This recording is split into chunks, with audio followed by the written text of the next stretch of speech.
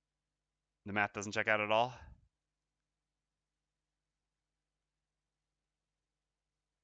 Huh. So Themris is against, Fred Frost is 4, ECO is 4, Bidanov is 4. All right. So the moral of the story here is that this is probably not the correct decision, but it is the fun decision. We've also got a moon earring. This is a fair argument for it, right? Is we can always refresh the goggles with our moon earring without even having to long rest.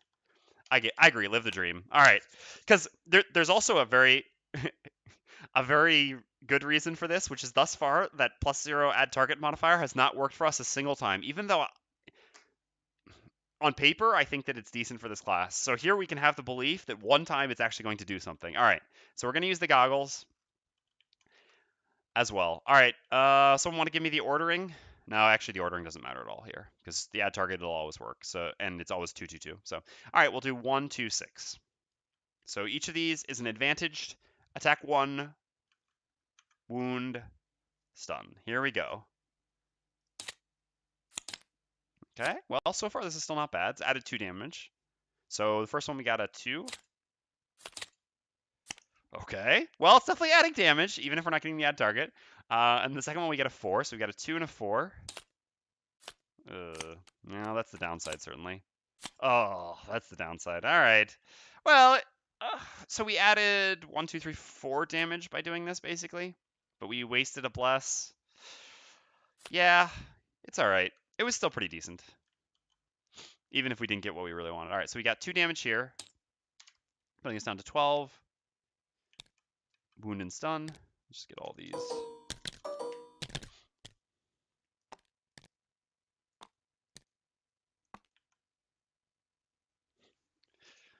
Yeah. All right.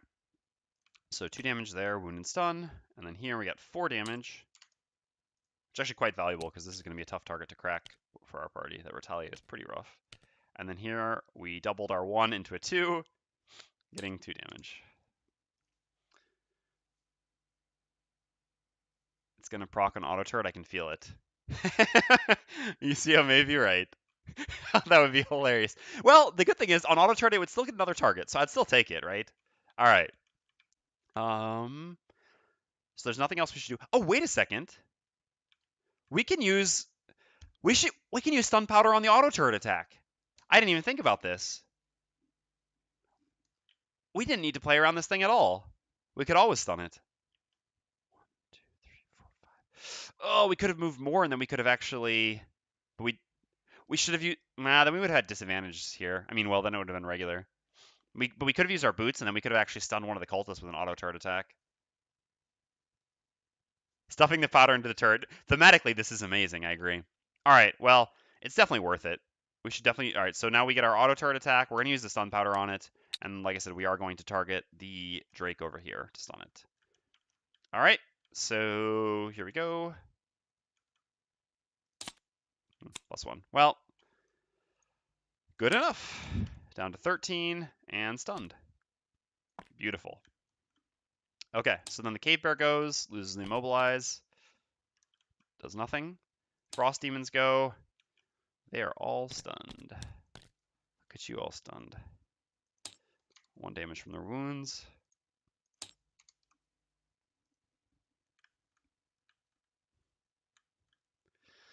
Cultists go. This is the worst part of this turn, of an otherwise beautiful turn. Oops. And we need some bones.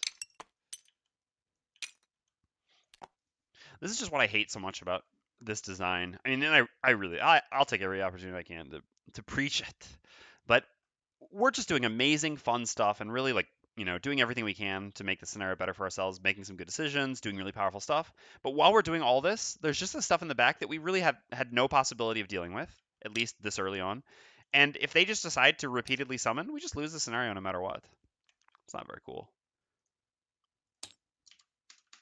Now, the odds of that happening aren't, this should actually be over here, aren't very high, but still. Just don't like having it out of my hands, basically. I guess is the best way to put it.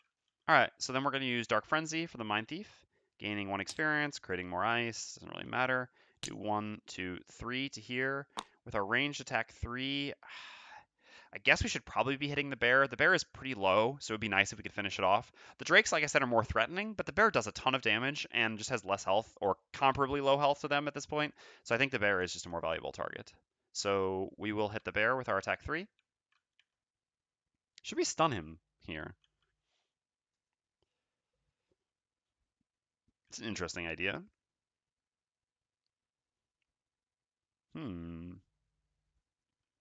By using the stun powder. Is it likely that we kill the bear before it goes next? Not so much, but we could net shooter it, actually. Yeah, net shooter is actually really good here. No, so we don't need to stun it. We can net shooter next turn with the Tinker. Just blowing all our losses, but who cares? But who cares? All right. So, yeah, no stuns on this, so just an attack 3 on the bear. 4, a 5, a crit. Ah. All right, 5 on the bear. Maybe you don't even need to net shooter it. Nice. And then we're going to use the Mind's Weakness, gain 1 more experience, and simply do an attack 3 targeting this Drake because it does not retaliate. Okay, more ice and a 5. Playing the Mindthief is always fun. All right. Oh no! Disaster. Come on, you're supposed to fly, Drake. You shouldn't be tipping these things over. Come on. TTS. Why do you have to be so obsessed with physics? Alright, 1 damage. And here, no damage. Both lose their stuns. We lose our invis. Alright, all good. And this is active. And here we go. I think that's all. Alright. So let's just keep going ham here. So like I said, net shooter is great here, even if we don't necessarily need to immobilize, just for the damage. And speaking of damage, let's keep pumping out that damage. Meanwhile, well, the Mindthief doesn't need to move and can stun 2 things. The immobilize on this is going to kind of suck because it's still going to hit the Mindthief. Well, that's okay. We got to get hit. We got to get hit.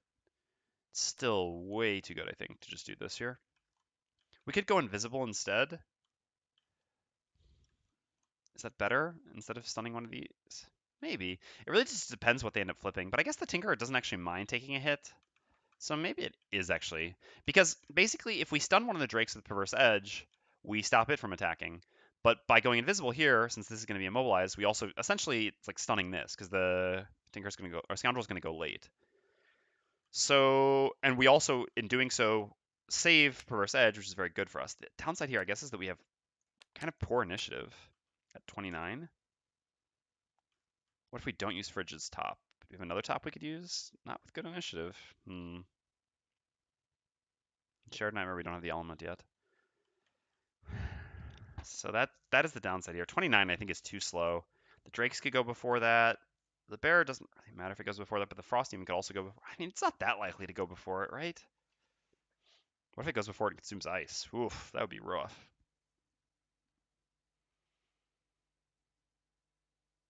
No, I think the payoff is worth it. I think it's worth trying this. Otherwise, we could use a Ring of Haste on this while using the bottom stun. Is that spending too much here? Maybe not.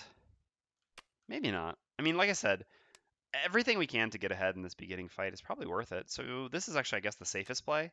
So we can do these 2 things, and then we can just use the bottom of Ring of Haste to bring back Phantasmal Killer.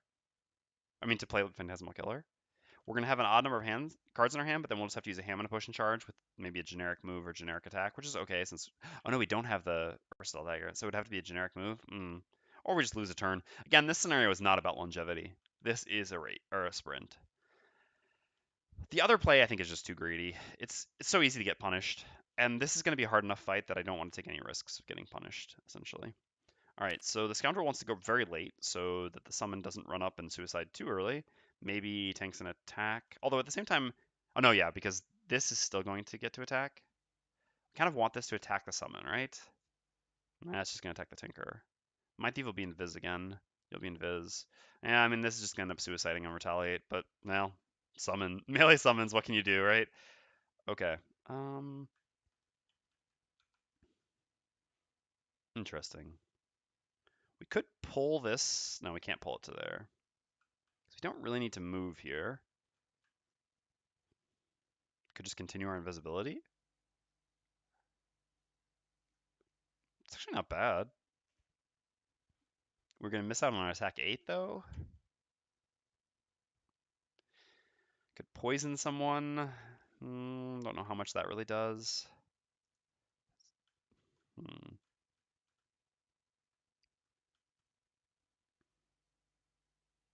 Not really sure. We could gain advantage on the attack, but this is kind of irrelevant as well. Yeah, I think I like just continuing my invisibility. I mean, the Mindthief's going to be invisible as well. And this way we can kind of even create a bit of a wall of invisible melee characters. Synchronizing their invisibility, I think, is also quite valuable. Since one's planning going invisible this turn, it's good if we can have the other go invisible as well. All right, let's run it. So this should be up here. We could have got... Come on. It's just so lame.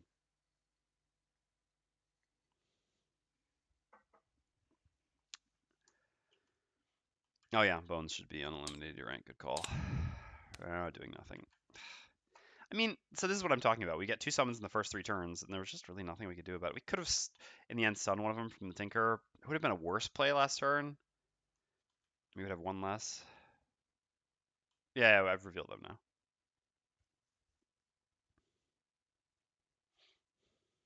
So do we have a way around this? Can we stun one of the cultists? No, we can't. There's no way we can reach them. We don't have a jump right now.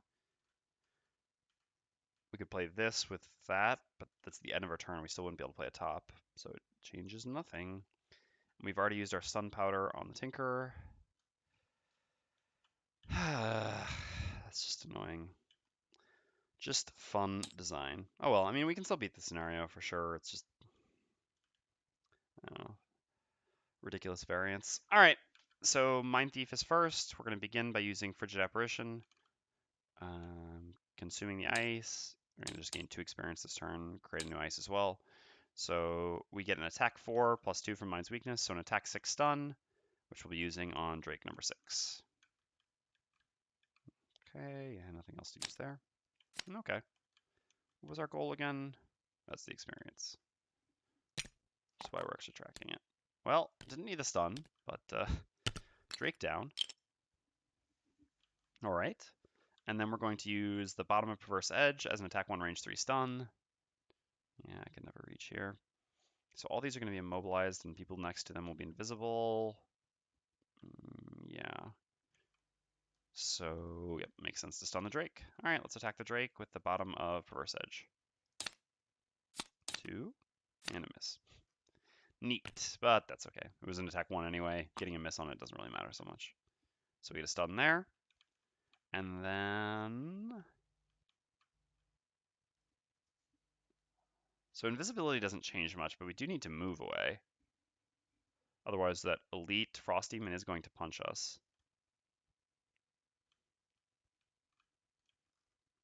So what's interesting is we could actually opt to just play bottom like Empathetic Assault. That wouldn't be so good. I think it's better just to get this. It also sets up Dark for us, which is nice. We can use Empathetic Assault with this next turn to get advantage on both those attacks. All right, so we'll use our Ring of Haste to play Phantasmal Killer as well. So we do a move to loot 1 invisible self, create Dark. So Dark,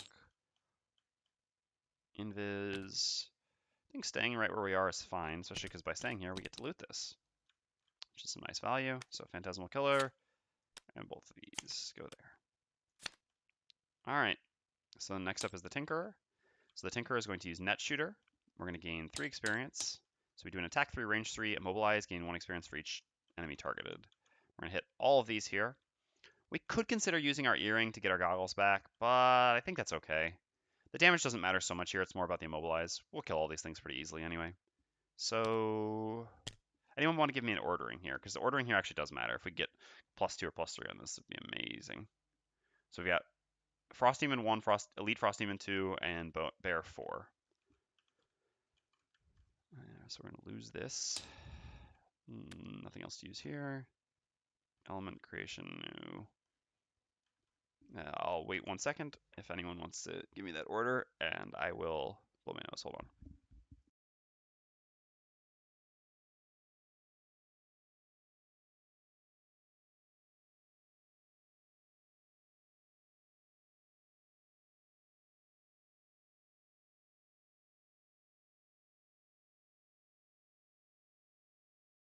Alright, I'm back. We did indeed shuffle, exactly, so we do not have a plus here. Which elite first? So there are two elites. There's the elite bear and the elite frost demon.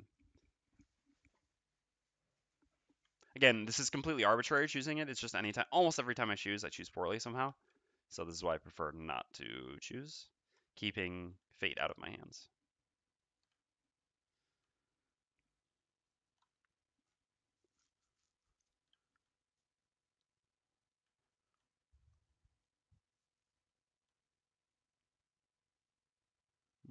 Okay, well, guess I'll just go with 4-2-1 then.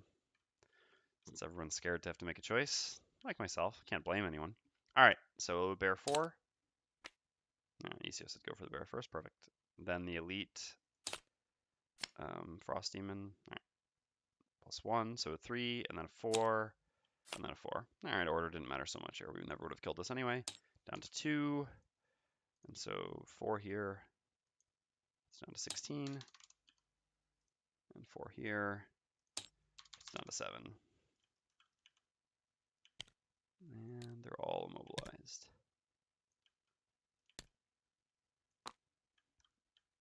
All right, and then we have the bottom of Murderous Contraption as an attack 4, range 3. Which I think should almost certainly be hitting the Spitting Drake. Again, this is just more threatening. I mean, this has 2 life left. It'd be nice to finish that. But actually, the Scoundrel can finish that by using the top of Flurry to hit multiple targets. So yeah, I think, well, actually, I guess the Scoundrel's also going to hit this with Burning Oil. And maybe we can just let the wound kind of tick that down. These are going to be really difficult for... Oh yeah, Auto Turret can finish it. Yeah, I forgot. I always forget we have Auto Turret. Yeah, Auto Turret will actually finish the bear. Good call. I think the Frost Demons, I guess, are the most difficult thing for our allies to kill because of their high retaliate. So I suppose it's actually better every time we can with range damage to hit the Frost Demon. So let's just hit the... I guess if we hit the regular Frost Demon, it's just going to probably die. Maybe from Auto Turret plus its wound. Yeah, let's actually hit the regular Frost... No, because we got multi-target. But I guess the Mindthief multi-target will probably hit these 2 things. So yeah. Yeah, let's hit the regular Frost Demon. I think that's a reasonable choice. So an attack 4, range 3. 1, 2, 3 range. So we hit the elite. Okay. All right. I'll go for that then. I think that's reasonable as well. We can hit the elite. -1, so 3 damage. Down to 13. And that's our turn. So the Spitting Drake goes and just loses its stun. We did a good job of eliminating them at least. Then the Cave Bear goes. Doesn't have wound, just loses its immobilize. Wait. Oh, the Mindthief multi-target's next turn, yeah. Then the Cultists go. Oh yes, Auto Turret, good call. Yep. God, I just forgot about it. You reminded me, and then I forgot again. All right, so 1 more experience for the Tinkerer. And then we make an attack 2, targeting the bear, as you said. All right, +1, that's fine. So the bear is down. Beautiful. Okay, so then the Frost Demons go. They're both immobilized, so they can hit no one. They each take 1 damage from their wounds. I've got to make the summons real quick and do the cultist stuff, which I just forgot. All right. So 2 damage and 2 damage. So as we're slowly killing enemies, we're having an equal number of enemies in the back of the room. Quite cool.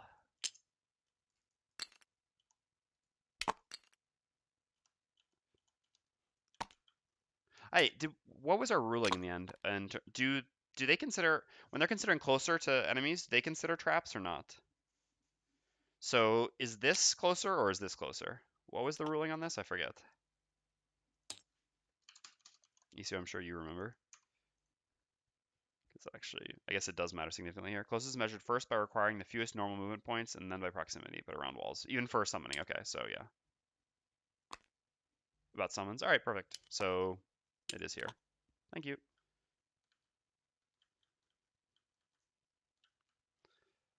All right, then Living Bones go and do nothing, and then it is finally the Scoundrel's turn.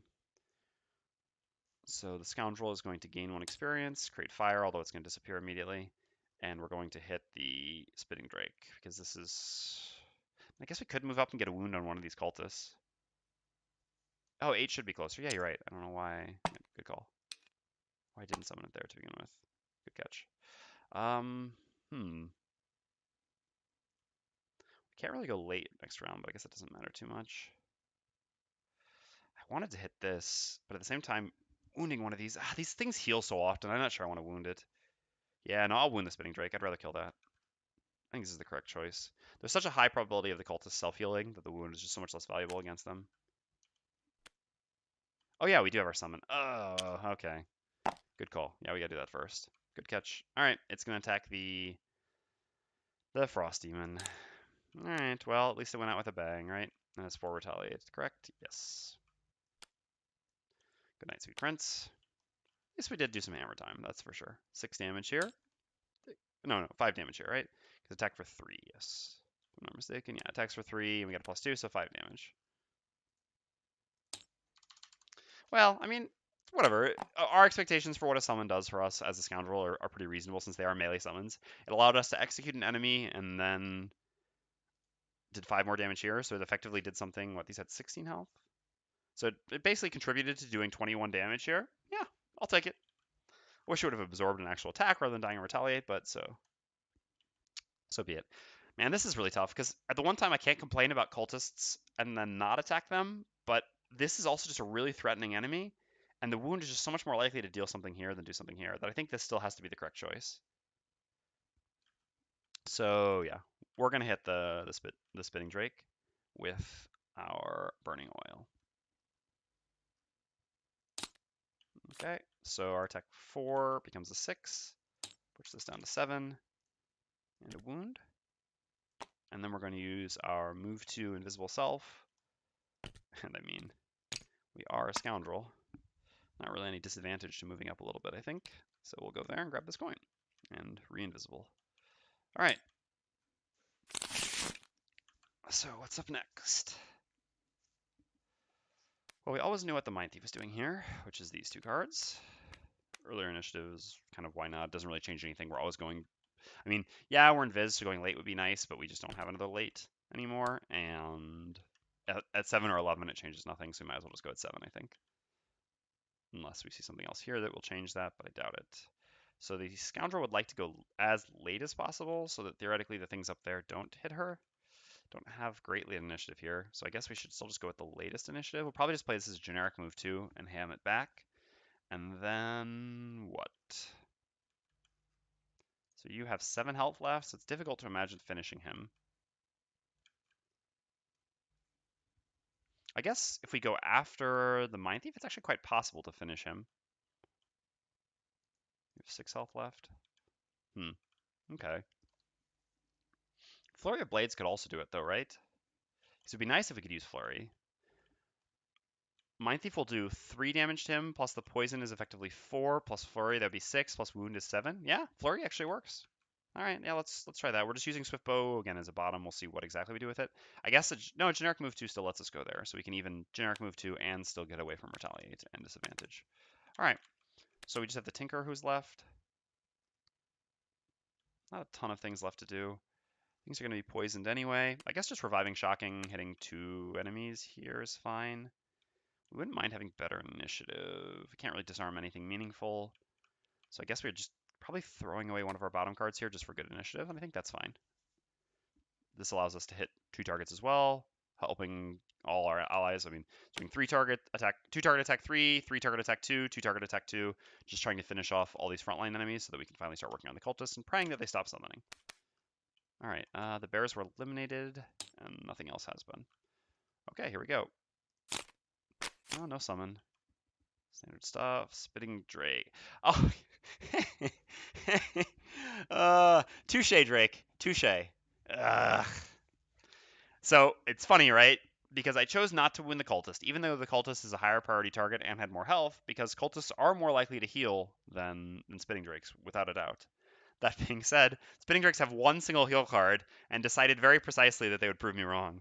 Once again, demonstrating the sentience that Themris has come to expect from Gloomhaven monster card decks. Isaac had no idea what he'd created. All right, well, so the Spitting Drake goes first. The shield is also really annoying. It is trying to prove me wrong. All right, so he's going to heal himself for 2. He has 2 shield, and he will be strengthened. Like I said, the 2 shield is very annoying because we're doing a bunch of small multi-target attacks here.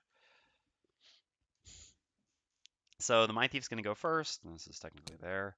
We're going to first use Empathetic Assault. We're just going to step back. How much do we want to step back, I guess? Because the skeletons are coming for us, right? How much movement do the skeletons have? 4. And they go after the Scoundrel.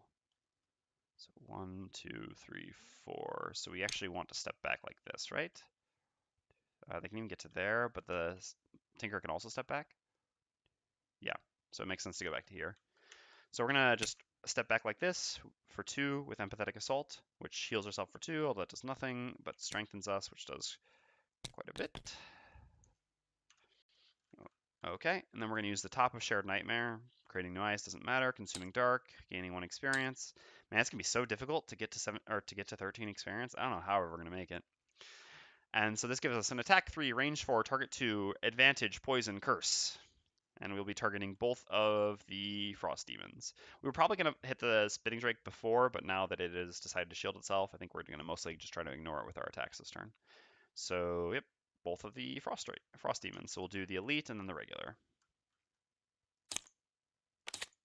Okay, so 4, and then 5. Great. So 4 here puts this down to 3, and then 5 here puts this down to 1. Both case they get poisoned. And we give them 2 curses. Oh yes, you're right. I actually did forget that. That's correct. I was so distraught about them ruining my wound that is correct. That they actually should have only technically healed for 1, not 2, because they should have taken 1 from the wound. Good catch. Thank you.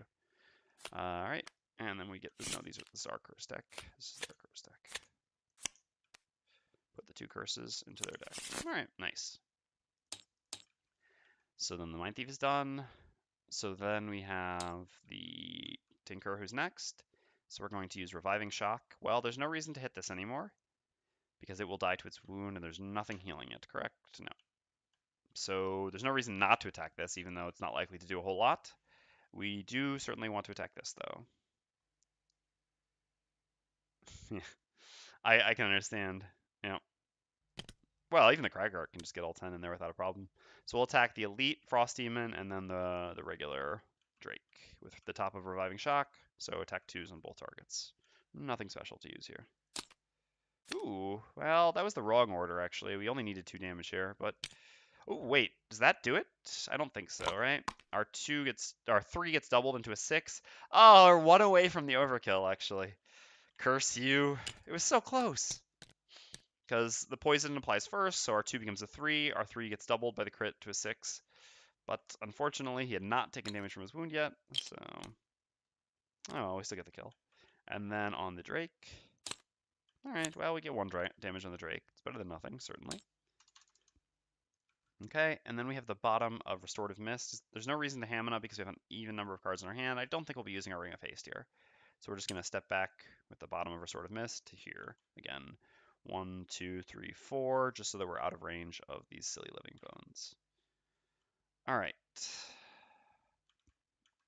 So then it's the Cultist's turn. The Cultists have 3 movement.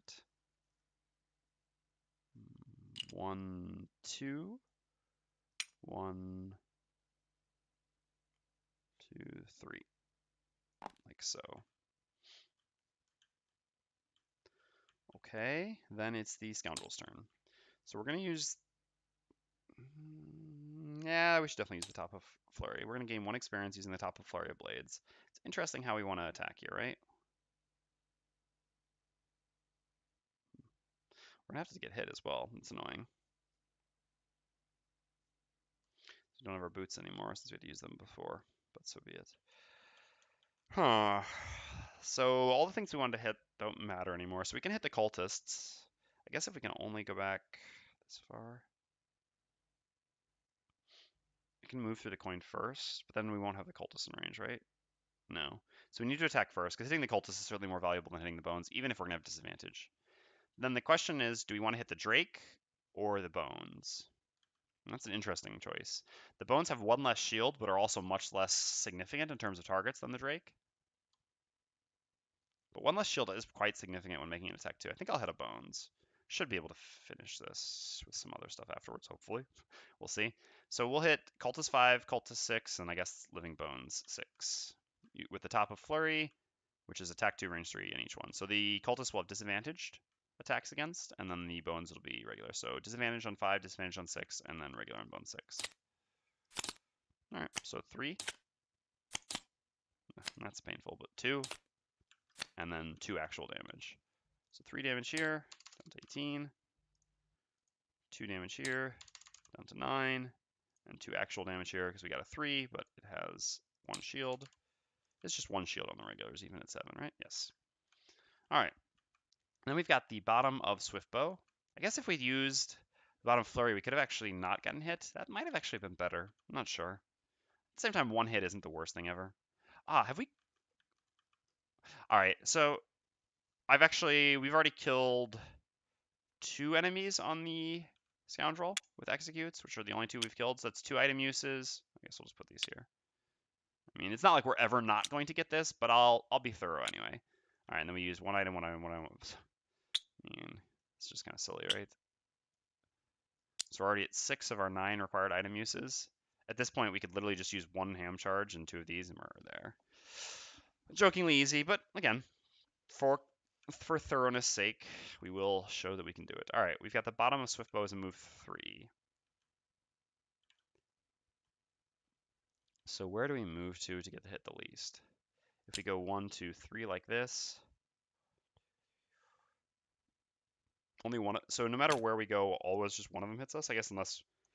No, if we go to either of these bases, both of them hit us. So we should always either go here or here. And I guess it just makes more sense to stay with our party rather than split up, especially since we want allies to be adjacent to us often. So we'll just move to there, which also allows us to move through the coin, which is an added bonus. We didn't get to ham.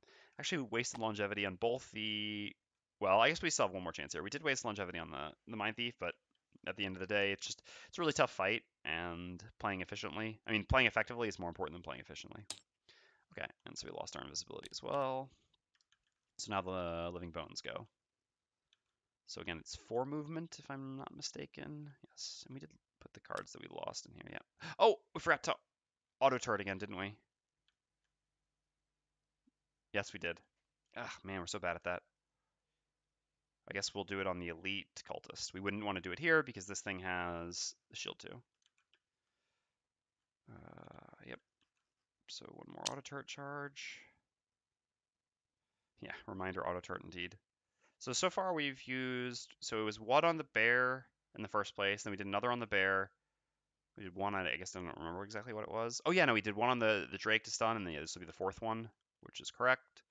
Because we used it on the first turn, and we play 1, 2, 3, 4, 5, 6, 7, 8. Yes, exactly. All right. So yes, on the elite cultist. Okay.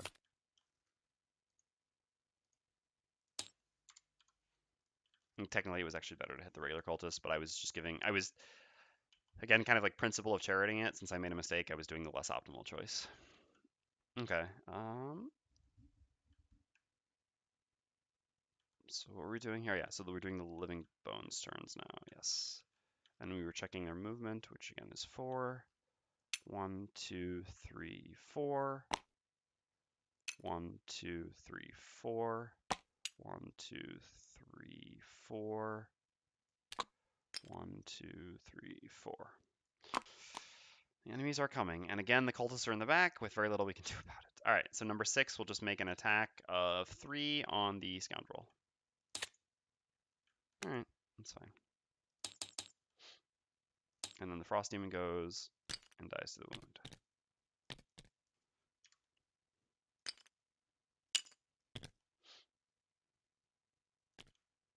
Again, yeah, our demon requirements are just the special type.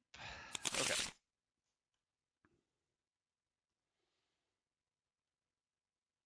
So, what can we do here? Oh, we're about to get surrounded and pummeled by some bones. Short rest here. Yeah, no reason to bring a card back. Yeah, we'll go 7 here. Yeah, exactly. Right. Oh, that's actually perfect. Could not have drawn that up better. I mean, there is 1 trap left, but it's kind of further back at this point. It would still do something, but I mean, I'm awash with good cards.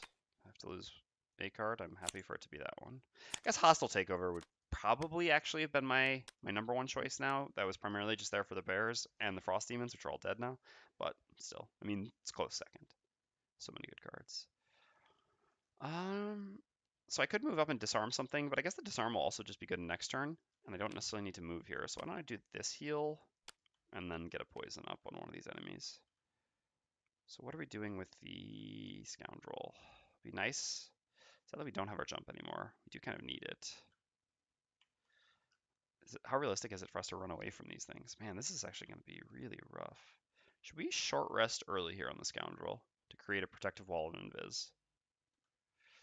Man, that hurts on longevity, but otherwise we can use the top of Smoke Bomb, but that's not correct. Yeah, I think we actually are supposed to short rest early here on the Scoundrel.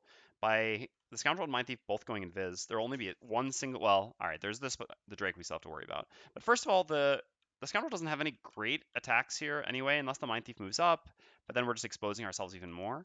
And right now, we're going to get hit a lot and take a ton of damage if we don't go invisible. So I think going invisible is worth.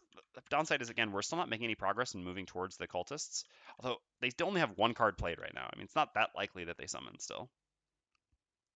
So yeah, I think a one turn early short rest on the Scoundrel, while costly. Again, this scenario is a sprint, not a marathon, so losing a little longevity.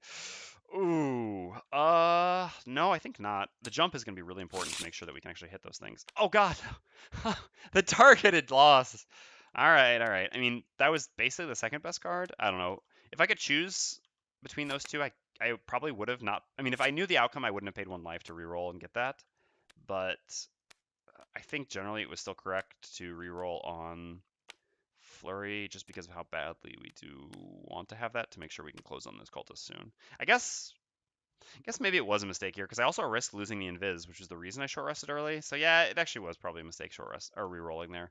It's just without the invis or without the jump, it just might be impossible for us to kill those cultists. We might just get surrounded by skeletons and then they just keep spawning and spawning, you know?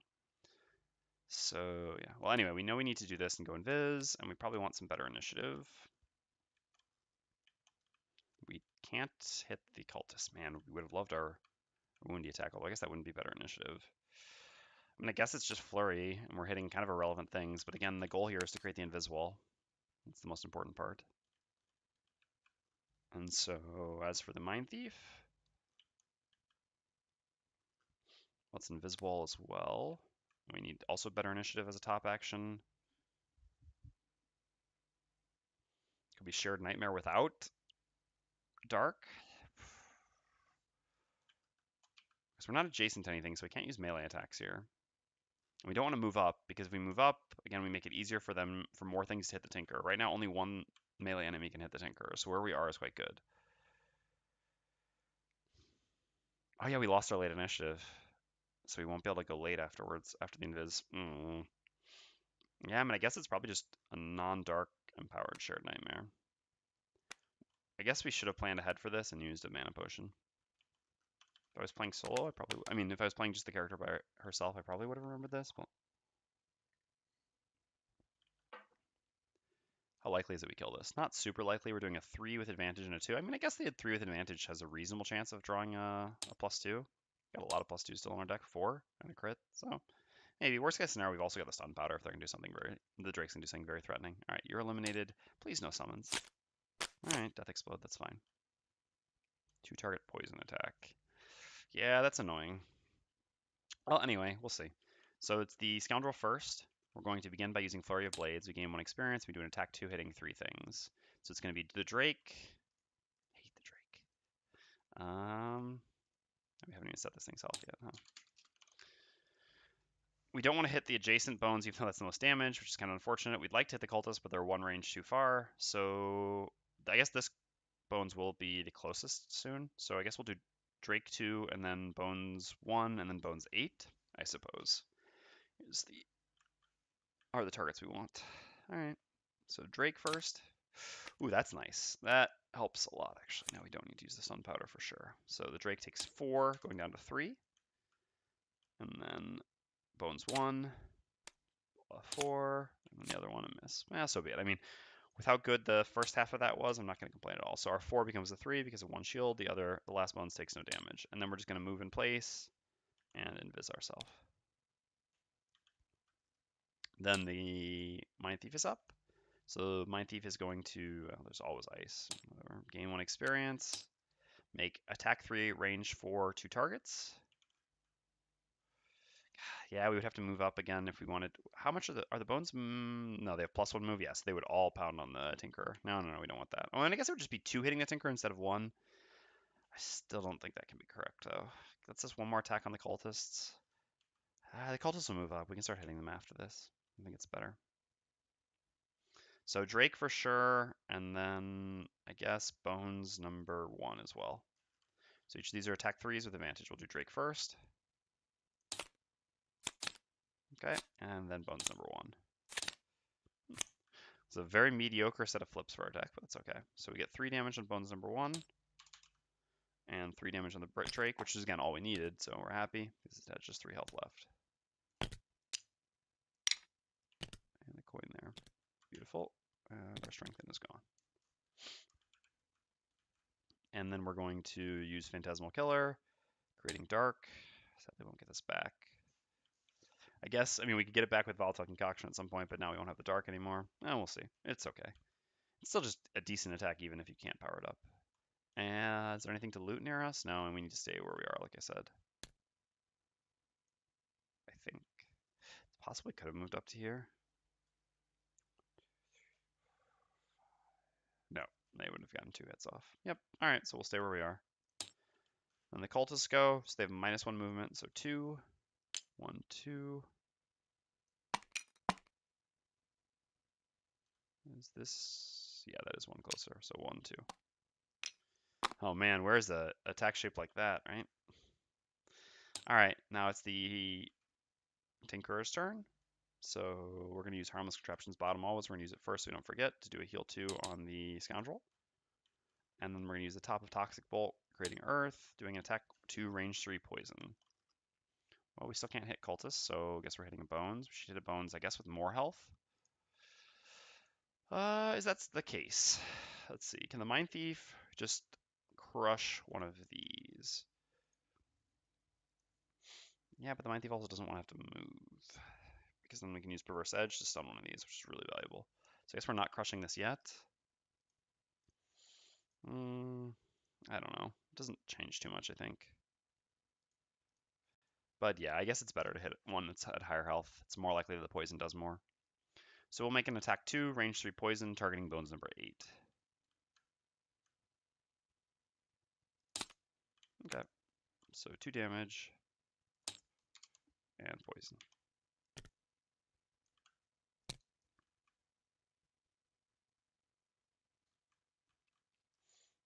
Okay, and then Living Bones go. So they have +1 move, -1 attack. So 5, 1, 2, 3, 4, 5. 1, 2, 3, 4. I guess it was stupid to poison this one because we would have been able to poison these 2 with Visage next turn. Maybe a mistake. Oh! Hi, Quip. Hi, Kef. Quef. I always forget. Keef. Not the other one. Anyway, we actually forgot the auto turret. We gotta do that as well. So the auto turret, we gain 1 more experience. And Tinker rolling in the experience. Yeah, turret, exactly. And here we're definitely hitting a cultist, and like I said, we should hit the correct cultist now, which is the regular, to try to kill it as quickly as possible. To eliminate the amount of incoming summons. So here we go. Add target? No, still never. Never when it would be good. Oh well, that auto turret was great for us. No regrets there whatsoever. Okay. And Spitting Drakes are eliminated. So we just have to do the one, so Living Bone 6, who attacks at -1, so an attack 2 on the Tinker. 1. Ah, man, I wanted to use my shield, but it's not even worth using the shield for this. All right, 1 damage. 1 more often so you remember. I'm usually just catching your... What? That's fair enough. Yeah, I know. It's funny how every single time we have this exchange, right? I'm sorry. Yes, you should come on live more often. No, I don't. It's good if you can watch the VODs. I mean, I understand completely. So the streamer that I watch most often, I would say, would be LSV. For anyone who doesn't know, that's a pretty famous Magic pro. I really, really enjoy his streams, and I never catch them live. I always watch VODs, so I understand completely watching VODs. Don't blame you one bit. All right, in the round. So we want to go late. It sucks that the Mindthief doesn't have late anymore. I guess we're just going the latest we can. Still got to be correct. No, because we want to... Ugh, God, this is so brutal. I guess then we do these two. It's not very late, though. But we need to stun one of the cultists to prevent a summon, worst case scenario. I mean, we can't complain about summoning RNG if we have the possibility to do something about summoners and don't. Also, this is just good for us. By stunning this, if by some miracle these things go before 29, then nothing... Well, I mean, I guess this one will hit, but then it'll be stunned for next turn. I mean, this is still good. We'll still get to get to stun one of these. Maybe even chop it with the axe if we want to. And we'll also get to stun this, which has just got to be the correct choice. Even though the initiative isn't great for us here. Yeah, because we don't have the Ring of Haste anymore. Bomb them all. We don't have the bomb, unfortunately, ECO, because we actually didn't even buy it technically, but because we wanted to bring the axe because of yeah, because of fighting livings. If we could bomb them all, we would. We would bomb them all. We would bomb so many of them. Soon enough, I mean, I guess once we're on scenarios that no longer have the Skullbane Axe necessity, then we'll be bombing people. Don't worry. And there's nothing more vermling than bombing people. That's for sure. All right. Anyway, Tinker's just got these two cards. Should we short rest early? We've already gone through a lot of longevity for the Tinker. The bottom of this is good. The top is a heal 4, kind of sucks. It's really just a heal 2, and on someone who probably kills stuff anyway. I guess otherwise we just punch. Punching is also pretty bad. But the truth is we don't really have much better in the way of top actions. We're not in range to be able to stun the other one. I mean, I guess we can move up, disarming up here, but this wall is so good. No, I think it's correct just to play these two cards. Short resting early, I mean, we short rested early on the Scoundrel. We're not willing to short rest early on the Tinker. Seems kind of crazy, but my point is simply that even if we short rest early, we just don't really audible into any better actions. I mean, yeah, we could like ink bomb these 3, but it's not even that valuable.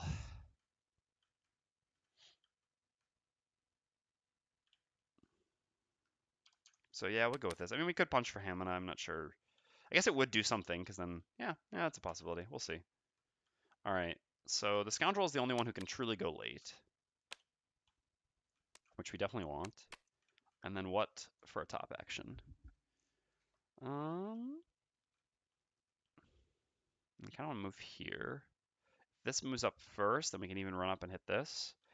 Yeah, in that case, that would be great. The problem is it can summon before our 88, but I mean, we'll do the best we can, I think. It makes sense to play Open Wound. If we end up being able to go up and hit the Cultist, Open Wound is our best attack without an adjacent ally, and otherwise we can potentially attack something adjacent to one of our allies and use Open Wound. I forgot to tell you about Lady Friend in my campaign. We did scenario 2 and it was a doozy. I did the combo of Brute Boots plus move 4 plus attack X thing and drew a miss. Oh, ended up killing the boss before he could open one door. Interesting. So your lady friend is still enjoying playing the Scoundrel then, I guess?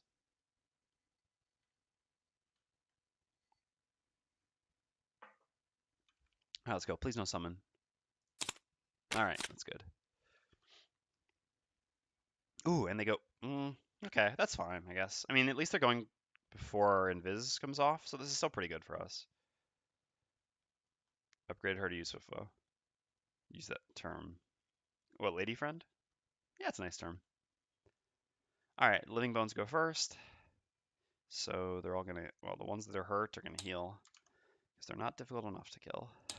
Technically, we don't need to kill all of them, but I don't think that it's correct to just try to leave them all behind. Oop, no, you don't heal. Here we healed, here we healed, here we healed, and this one doesn't have anything to heal. And they shield up. That's what she is right now. Not sure how else to describe it. I also use that term for my friends, lady friends. Fair enough. Okay, so bones are done. Then cultists go. Actually don't move at all, interestingly enough, because they cannot find focus, which is not actually good. We would have preferred to have them move up. But the only place they can attack from is there, and it is blocked, and they're doing melee. So, all right, Mindthief's up. The nice thing about them going before the Mindthief is that we'll actually have one of them stunned for next round, which is positive because, sorry, because then if they summon next round, there's one that we don't have to worry about. All right, so As usual, we're going to gain 2 experience. We consume ice and create it. There's always ice anyway. So first we'll use the bottom of River's Edge as a attack 1 range 3 stun, hitting the elite cultist. Always in the wrong order. Oh well, oops. So 2 damage there. Better to get the crit on an attack 2 than an attack 6, right? Okay. So what's interests? So let's see this. So if we were to use... No, I don't think we want to use the axe when we're not using Empathetic Assault. I think it's better to wait to use Empathetic Assault to use the axe, rather than risk missing on... I mean, technically with 5 rolling modifiers, there is still a risk of missing on a advantage attack, but I think I'd rather minimize the risk. And here we're stunning something anyway, so yeah. We'll consume the ice, which we've already done, to make an attack 4 plus 2 from Mind's Weakness, so an attack 6 stun. And the correct one to hit, I guess hitting this one, it makes it so that it can be killed by something other than the Giant Axe Swing, whereas this one's going to require the Giant Axe Swing. Although at the same time, we can Giant Axe Swing next turn on this one. And it's also this one that always gets to hit 2 targets, so sure. I guess that's fine. Yeah, so we'll hit number 6.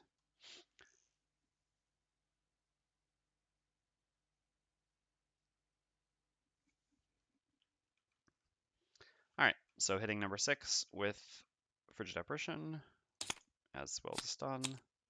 Yep. Super happy we did an X. I mean, yes, does it suck to miss an attack 7? Yes, it does, but we've missed a fair amount. We've crit a lot too. Our modifier, the high variance, but all right. So done there. Next up, we have 36 on the Tinkerer. Ah, this is the downside, right? We were going to disarm this one, so we kind of want to stun this one, but I guess we'll just move with the Tinkerer now. We can start repositioning ourselves. So yeah, we'll use Disintegration Beam as a move to disarm, going to here. I guess in that case, better to maybe even go up like this. The Mindthief has 10 experience right now, without even trying, obviously. And then disarm, I guess, this one. Yeah, because being disarmed, it'll still run into this spot and then take up that spot and not attack, so that's definitely good. In total for the scenario? Oh, yeah, in total for the scenario, the Mindthief has gained 10 experience this far. The Mindthief otherwise is at 500 experience. She's level 9. Yeah, she has to get to 13, so she needs 3 more. But again, we've still got a long ways to go, so we will certainly be making it to that. Okay, and then the top of stamina booster. So we could punch, or we can heal for 2.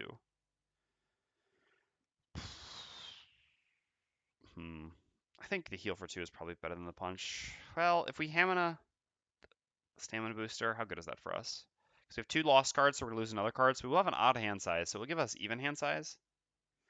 But they have 1 extra shield, so we're doing an attack 2 into something with 2 shield. No, I think 2 healing is better than attacking for nothing and just getting a card back. So we'll just heal. After you're done with the scenario, can I see what your level 9 build is? Yes, absolutely. I'd be happy to show you. It basically follows the exact same line as the guide. The only small variation is in the guide. I think well, yeah, I'll show you. It also varies a lot from scenario to scenario, but yeah, just remind me after the scenario is done, which shouldn't be too much longer, knock on wood, stupid cultists, and I'll be happy to show you and give some explanation of it. All right, yeah, that's fine. That was also the best spot to go to poison 2 things. Oh, so I guess if we go here, it's better. Yeah. If we move there, it's better, because then the Scoundrel can go here and poison both of these, and then hit this with a wound attack. Perfect. I'm glad you enjoy the guides. There's a lot of updating that needs to be done. The holidays are quite busy, but once the new year starts, I should have some more time, and I'm going to go through and start updating a lot of things on the older guides. I'm glad you appreciated that. Some classes don't have that much variance, I would say, between 2 and 4, but the crack has a lot of, variation between party sizes. So I thought it was necessary ultimately to talk about the 2 independently. All right, we can't execute anything, can we? No, there's nothing isolated. We don't have nothing left to do. I like them all, though I'm not following your lightning bolt build right now because there's so many builds that seem viable. I agree completely. For the lightning bolt, I simply started with, I tried to give a build for the lightning bolt that was just easy to do, but I agree completely. I think there are a ton of different builds, and I think many of them are viable. I think lightning bolt is one of the best designed classes in that regard, because I think there are a lot of ways you can do the class, and they can all be effective. Which is, I think, a great way for classes to be designed. Unfortunately, many classes in the game seem to want to support multiple builds, but don't actually. All right, so let's move to here. Oh yeah, we shouldn't have this either of these invises anymore.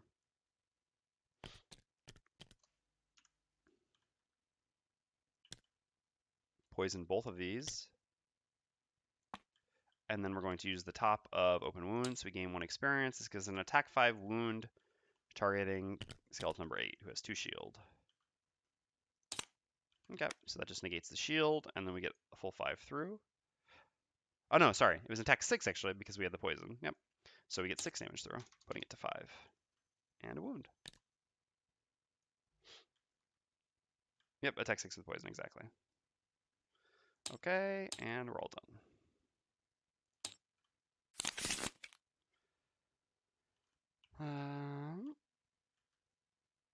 So what do we have next? We really need to try to get to this. That is actually exactly why we kept Flurry, but we've already used Flurry. We can't easily pull it, so no. I guess it's not really happening. For now, at least. I mean, I guess Flanking Strike lets us basically finish off that skeleton there, so that's worth doing, although then why do we disarm it? A very fair question. So in that case, is it better to not finish that off and to use something smaller on it? I guess we'll see. So I guess let's look at what the other people can do first. Well, the Scoundrel, sorry, the Tinker needs to take a short rest no matter what. Yeah, losing Reviving Shock here is fine. We're mostly facing enemies with 1 shield now.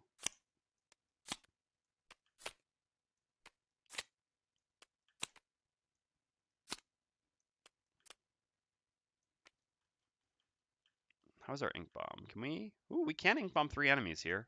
Have to move away first, but that's not a problem. Ooh, yeah. I like that.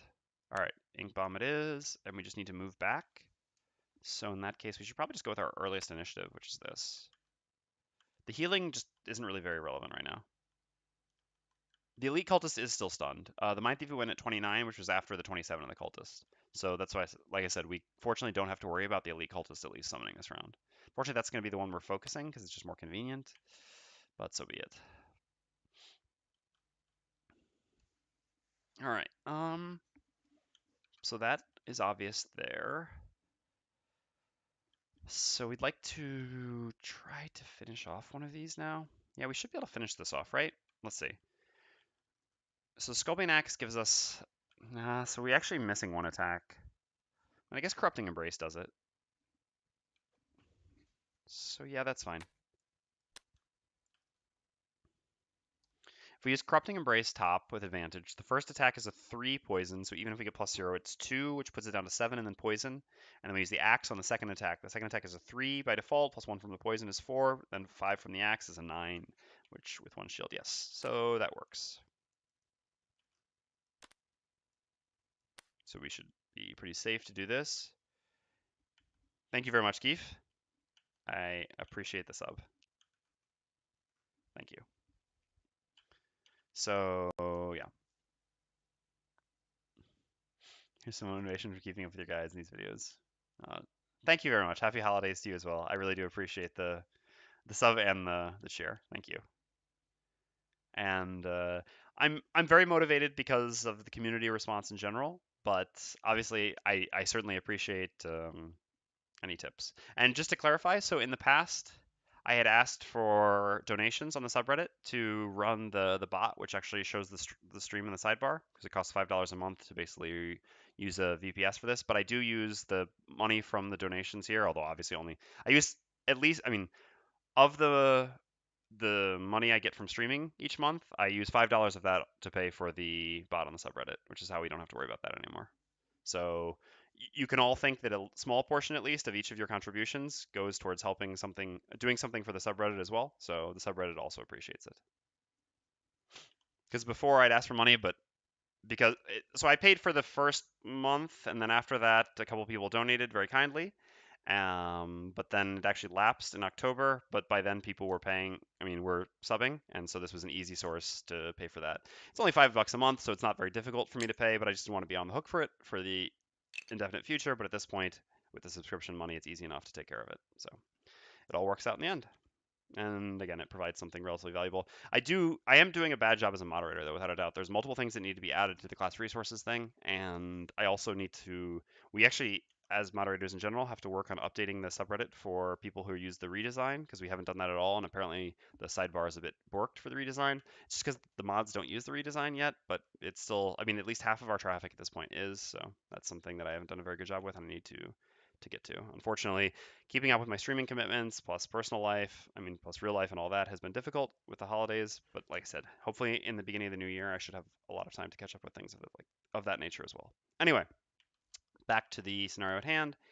Like I said, we're going to use Cranium or Corrupting Embrace, 2 hits here. The second hit with the axe should kill this, which kills off one of these, and then we're strengthening ourselves to make sure we don't miss for this attack. Well, as sure as possible, considering that we do have a few rolling modifiers in our deck now. Okay, so in the end, the Tinker is hitting everything here, probably actually killing this. So in that, unless they do their stupid healing again. So we don't actually need to hit this on the Scoundrel. So what does the Scoundrel want to hit? I guess we can come down here and hit this one. That probably seems like the best thing to do. And I guess we can poison it before hitting it, because why not? It's kind of free. So we're still not making it to the cultists, but ultimately, just with the way we fight, with the way the Scoundrel fights at least, well, kind of. It's a little bit our fault. We could have played our cards differently to make it to the cultists. We might actually get punished for this, but at this point, the Scoundrel just needs to hit targets of opportunity. Since we don't have a jump right now, we can't get past them to hit the things in the back. Yes, I am going to do more after the holidays to get the subreddit up to date. Like I said, I've been kind of slacking off on my moderator duties a little bit. Well, haven't done a good enough job of balancing them. So yes, for people who use the redesign, I know the subreddit doesn't look very good right now, and that's something I need to work on. But because unfortunately, iGleam isn't around very much anymore, who's the person who started the subreddit. So more of it falls to me and Themris and the other mods. And at this point, I'm the only one who's actually, that iGleam allowed to mess with the CSS stuff, and so I have to do that stuff. So yeah, basically after the holidays, I'll do a better job of keeping that stuff up to date.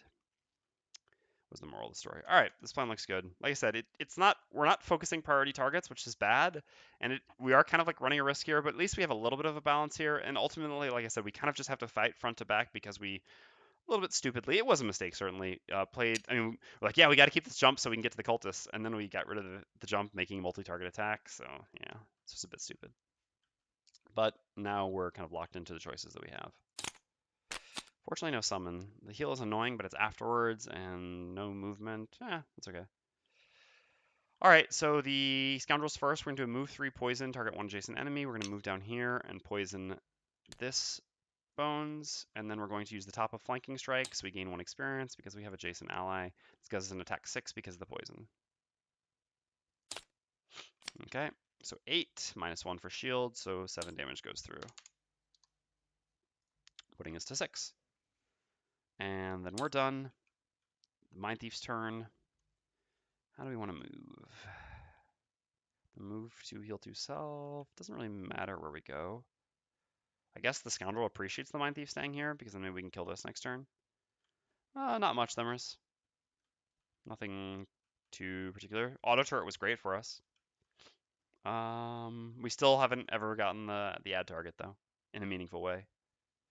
All right, so we're just gonna move in place with Empathetic Assault. We do have to do this first, obviously, because we want to have strengthened for our attack.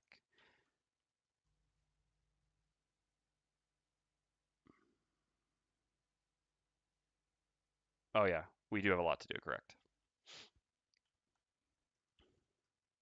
After the holidays, correct. All right, so let's hit first with Corrupting Embrace on this one, number 1. So this is an attack 1 plus the Mind's weakness, so 3. There's no poison yet, but it is advantaged. We won't do anything else with this, I think, because we're planning on killing this one, yep. Okay, well, creating ice doesn't matter. That actually does get added because we're advantaged, so we get +3 there. So we get 3 plus our 3 is 6, minus 1 for his shield, so 5. Down to 4. Ugh, the axe is so wasted here. We could axe this one instead, but it's better to kill this one because otherwise it's going to hit us for 5. So, yeah. All right, well, it's poisoned as well. Where's the overkill when you need it? All right, and so then we're going to use the second attack from Corrupting Embrace, using the axe. We could just not use the axe here. We have to get a +1 then. I think it's fine to use the axe here, to be honest. Just better to make sure that we get it. We also might be able to long rest soon and get one more axe kill. So yeah, we'll use the axe here, and again, hit. Actually, I just realized something now. Let's make sure we put this here so we don't forget it. And hit bones number 1. Axe him indeed. Ooh, okay. That's a huge overkill. So our attack, let's just count it up because it's fun, right? Big numbers are fun. The Timmy inside of all of us. So we have a 3 by default. +1 from the poison is 4. +3 here is 7. +5 from the axe is 12. So we got 11 damage, which is an overkill by 7. These are all summoned, so none of them drop coins.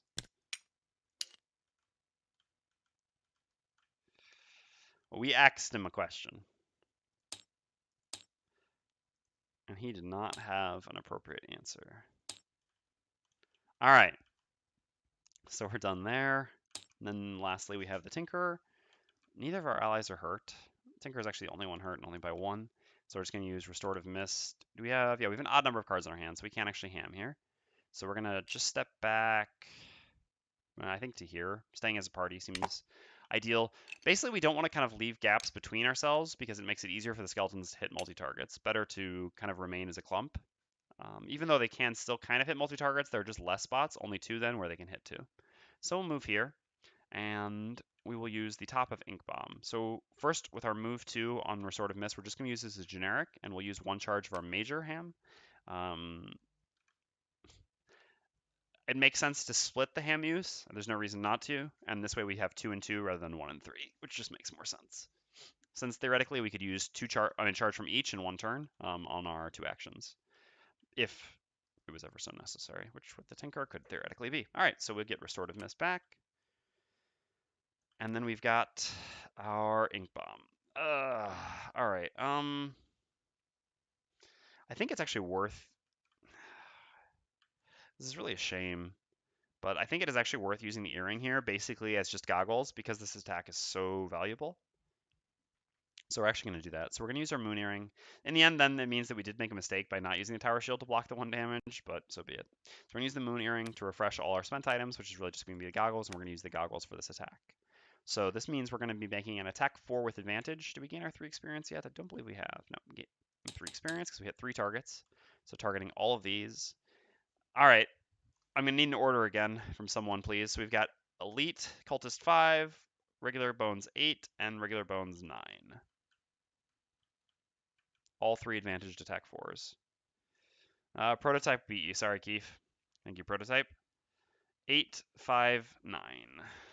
All right, so 8 is... So we're going Bones, Cultist, Bones. Otherwise, Keith would... Well, I guess we can compare. This will be interesting. Otherwise, Keith would have been 9, 5, 8. Yeah, you did the exact opposite order. Interesting. No, 9, 8, 5. Never mind. Yeah, not completely. All right, we'll see which one would have ended up being better. You always do. All right. So first, so 8, 5, 9. All right, so on 8. Oh, well, actually, it wasn't wrong that we didn't do this because we healed anyway. So on 8, we got a +1, so 5. +1 from the poison is 6, so this kills this.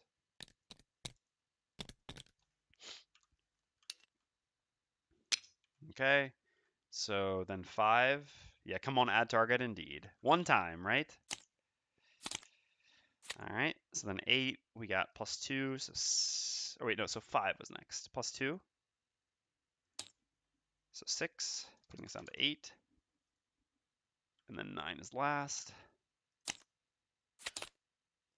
Okay, so +3, so 7, -1 is, so hold on. So 4, +3 is 7, +1 for the poison is 8, so -1 from the shield is 7, putting him down to 6. Was this the best possible outcome, actually? What would the other have been? So the other way, we would have had 1 more damage on the cultist instead of the bones, right? Would have started with 9, but then we would have gotten the +2 here. So we would have actually had 2 less damage on the bone, 1 more damage on the cultist, right? Yeah, I think they were basically equal. Both were good. Thank you very much, both of you. It's fair. ACO, exactly. Yeah, I think it's even as well. I agree, Keith. Why? We have seen the +3 at least 3 times as much as we've seen the +0 add target. It's crazy that, right? I mean, I'm still going to argue that the add target isn't a bad modifier. It's just TTS, which is trolling us in regards to that specific modifier. All right, so then this is lost. And we're done. So then the cultists go. So the elite is stunned. The regular will be moving up. So it is -1 movement, but that's still 2 movement to go to here. Now we can mess this cultist up. Oh yeah, we did create dark. Good call. Which is actually, well, not. Yeah, no, it can be relevant. Good call. Good call. All right. And then a heal. So who's missing the most health within range 3? So this is missing 7 health. It's also missing. Oh, it's got to be elite. Yeah. Ugh, that's the last one we wanted healed. All right. Touche. Culty Boys works, I suppose. And then this one is stunned. The other one doesn't move, so it doesn't really matter. Okay. I'm just going to blow my nose real quickly.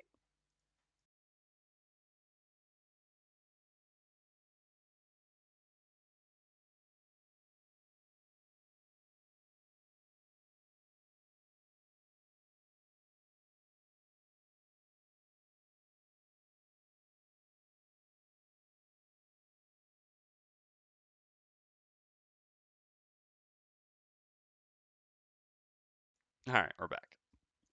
Sorry about that. Allergies. All right, so we have pretty crappy turn if we don't short rest. We've already short rested early once. I think I'd rather deal with a crappy turn once here, a pretty mediocre turn, than try to go too crazy. I think we kind of calmed things down a little bit here. At the same time, God, I just don't know how much. I don't remember the last room here and how long it's going to take us to get through it. Because short resting early here is so valuable, actually. Execute here, but that's probably not even what we want to do. We probably want to move up and kill this. How good are the things our allies are doing? I guess it's probably like this bottom plus this top. What is the Tinkerer doing?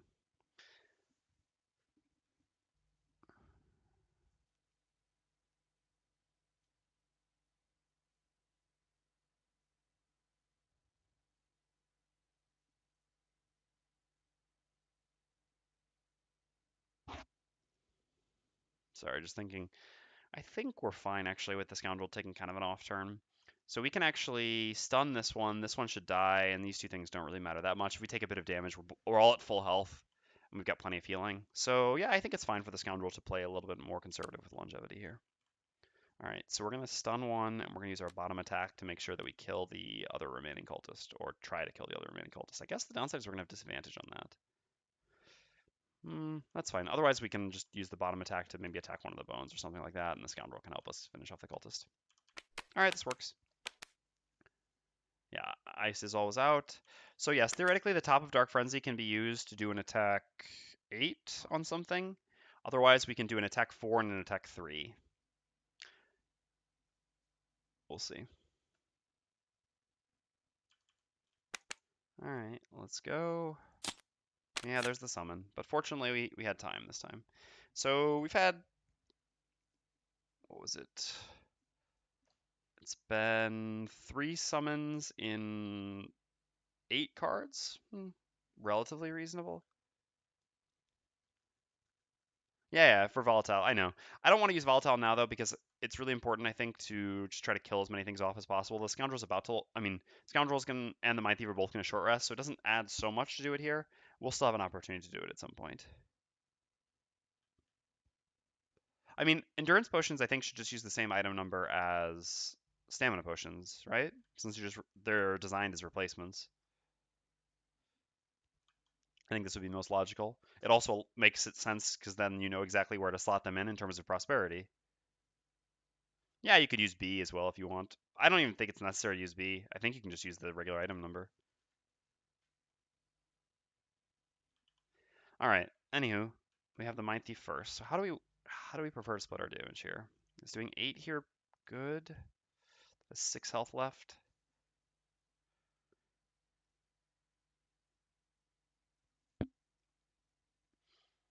I guess a giant attack here. I guess if we do an 8 here, that will kill this. But a 4 here with advantage has a decent chance of killing this anyway. In worst case scenario, the Scoundrel just finishes this off. So I think it's actually better to just split our attacks. I think it's better, instead of doing a single attack 8, I think I would rather do an attack 4 and an attack 3, especially considering we have advantage for both attacks. Even though 1 damage lower, I think with the modifiers it's better, and I think the split damage is also more valuable here, since we're going to stun the elite anyway. So in that case, how do we want to attack? I guess it should be our generic attack here and our ranged attack here. Makes the most sense. All right, so let's use the bottom of Dark Frenzy, gaining 1 experience. We're going to do a move 3, attack 3. We're going to move to here. What are the bones doing again? I guess we should pay attention to this. Oh, they're healing. Okay, yeah, so they're not a threat at all. And we're going to do our attack 3, range 3, targeting the elite cultist. We have advantage still because of the strengthened from the previous round. Maybe we're wrong. So 3 damage there, putting him down to 8. And then we're going to do the top of Hostile Takeover as a generic attack 4, thanks to Mind's weakness, targeting the adjacent regular cultist. Okay, that works. It's all of our blesses, but we'll take it. I guess the +2 would have been good enough. Oh well. So yes, so this was definitely correct in the end, because we do kill this one anyway by getting a +2 or a crit. All right, and so that's dead, and then we have the Scoundrel who's up next.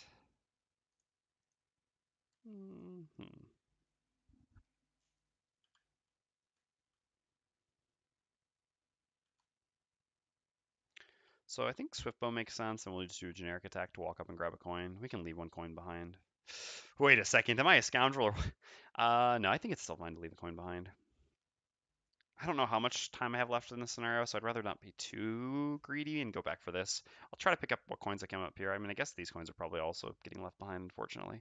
Might be theoretically can pick them up, but is there a coin there? No, it's just this messed up terrain. Coin left behind. So in that case, we're using Swiftbow. So the question is, do we want to Swiftbow the cultist or Swiftbow a bone? Swiftbowing a bones is nice because they still have poison now, so we get a bit more damage, which makes it easier to kill. Sometimes these can also just very easily be executed in the future. Yeah, let's just hit the cultist. I guess it's the most important target and the most difficult to kill. So we'll make a Swiftbow attack 3, range 4, 1, 2, 3, 4, targeting the elite cultist. Would have been better to hit a bones in the end. All right, that's fine. So our 3 gets doubled to a 6, putting us down to 2, which means our stun shot will kill it. And then we're going to use the bottom of Smoke Bomb as a generic move too, and we're just going to move up here and grab this coin. Okay. Then the Living Bones go. They each have an additional shield now. That doesn't matter so much for what we're doing here. And I guess it does a little bit. And they heal off their poisons. Then it's the Tinkerer's turn.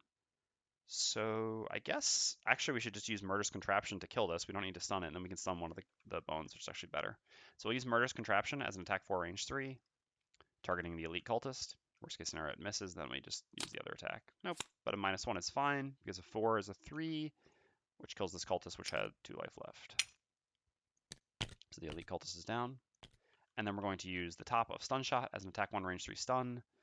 I guess this will be the easy one to execute, so we might as well stun the one behind. So let's hit number 6.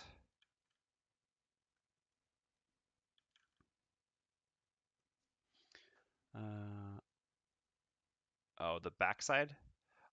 Well, yeah, that's a fair point. I guess the number is also written on the front, though? No, it's not. It's just the printing order of the things. So yeah, exactly. Whenever I print small items for testing, I always put them in a sleeve with a real item behind. I think otherwise it's just a mess, so I don't think backside matters much. But I guess some people might theoretically actually do a real printing job, but even then, I mean, at the same time, I guess it just doesn't really matter. Items are never randomized anyway, so it doesn't really matter much what the backside looks like as well. It's another fair point, I suppose. It's not like it needs to be, needs to be disguised with the other. So I guess theoretically people could print out the backside, although I don't know why they would. But anywho, so we haven't made our attack yet though. So yeah, we will attack Living Bones 6 because, like I said, we'll most likely be executing Bones number 9 here. Is there anyone? Oh yeah, we want a long rest. But the Tinkers are. Oh, the Tinker. So the Tinker actually needs to move up, but that's okay. We can do that as well. Question for the. No worry, never a problem to distract. Question for the group, not distract. I guess he can weigh in. My current main group is Spellweaver, Cragart, Tink, and Mindthief. The Mindthief and Tink will be retiring relatively soon, about the same time. We soon unlock the Sun character. Without much spoilage, if you were to switch out the Tinker or Mindthief for the Sun, which would you do? Oh, if you had the choice for one of the two for the Sun? Well, I would always switch out the Tinker because I think the Mindthief is a more powerful character. In terms of party composition, I honestly don't think it changes much. There would be advantages and disadvantages of switching out either of them for the Sun. I think the Sun will be a nice addition to your party no matter what, and I think both of them would be fine. The Mindthief has nice synergy with the Spellweaver, I suppose, but by the time you're retiring, I assume the Spellweaver can use Cold Fire on her own anyway. So I guess, yeah, the Mindthief is stronger intrinsically and a little bit stronger for the party because of the Spellweaver interaction. So I guess it's better to keep the Mindthief and replace the Tinker. But it's a small, it's not a small difference. It's a significant difference, but again, I think it's fine. Yeah, if you can use Cold Fire already, then it doesn't change much. Again, I think you're going to be fine no matter what. Both parties are strong. There's a small difference, but it's pretty marginal. So just go with whichever wants to switch out is fine. All right, so let's attack that bones at the bottom. All right, +0, not a big deal. Had 2 shield anyway, so we put a wound and a stun on him. We shouldn't have the strength in here anymore. Okay, and then the cultists go, but fortunately they're all eliminated. They don't get their third summon, only 2. Double long rest? No, I think not. Mindthief long rest is useful because I'd really like to get 1 more check mark. Then we only need to get 1 on the last scenario we do, which just makes it so much more free. So let's do that Mindthief long rest. Scoundrel's gonna do a short rest just so we can go execute right now, which is the plan. Ugh, I don't like losing that, but it's still correct. Don't want to lose the execute here. And I guess stick to the shadows can be very valuable. Also, we know that our goal is to kill an obstacle, and wounds don't work on obstacles, so this will be an attack 8, whereas that would just be an attack 5. All right. So we need to go after the Tinker, huh?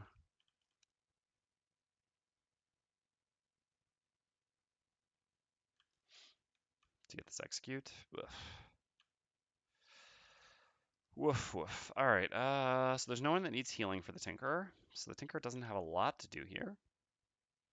Can always give cards, but we kind of need to move here. We actually don't have any big moves left.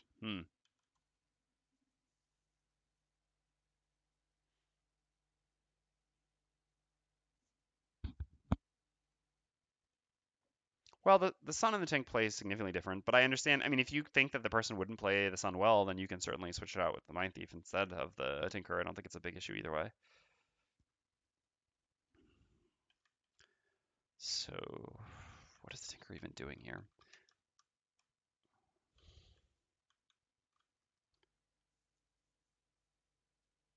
Not really anything. All right, early initiative, but I guess our initiative just has to be before something. Oh, I guess the Scoundrel can go at 26. This is better than going at 33. No, actually, I don't think it matters. And this lets us pick up a coin. Not a very convenient coin anyway, though, because the Mindthief is likely to pick up these two, and this just moves us to there. So I guess it doesn't really change anything. So maybe a bigger move is better, but now we can't do a bigger move. Yeah, I guess we can just use this for initiative. That lets us go just more closely after the Tinker, because the Tinker's latest is going to be something like this. I guess we'll save the heal just in case. So we can use that, and the card that we don't really care about, which I guess is the heal. Yeah, we're not going to be using any bottom heals because we have to keep moving. We can ham the 26. We don't really need to because we have an even... Oh, no, we have an odd number of cards. Yeah, so we can anyway. That's a good point. Although I don't know that it really matters that we keep it. Yeah, and so then the execute. All right, this works.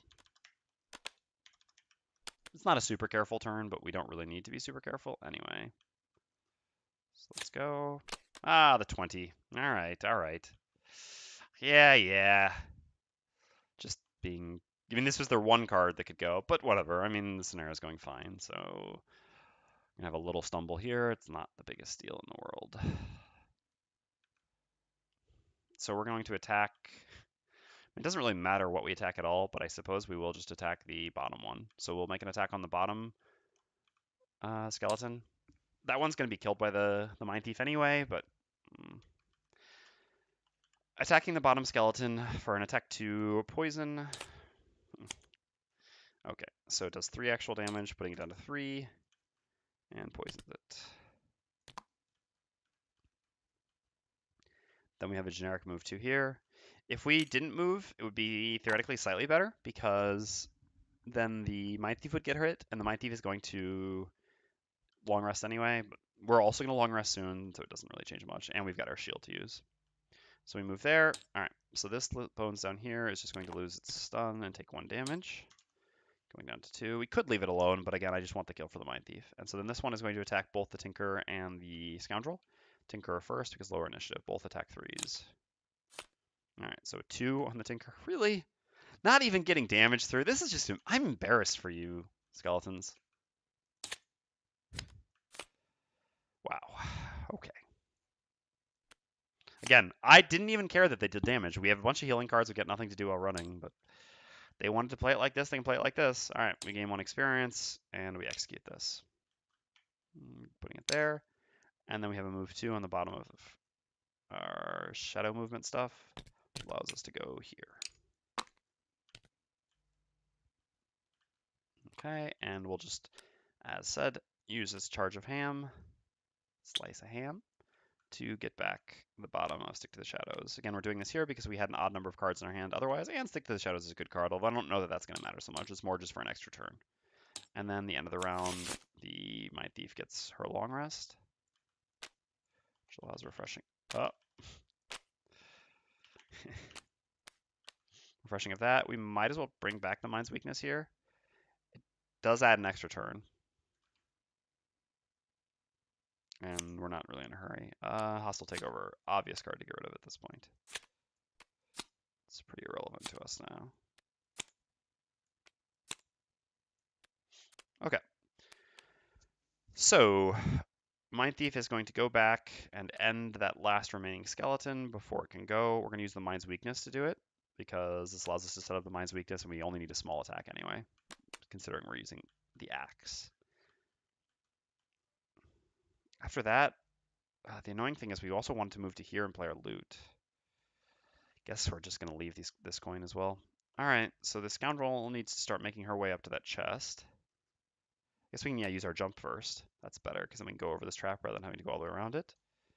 As for a top, we don't need any healing. We literally don't need anything. All right, what are our biggest moves? Guess theoretically like this and this, because this can maybe let us pick up the chest and not stay on top of it. So any of these cards, the top can be played. All right, this is fine.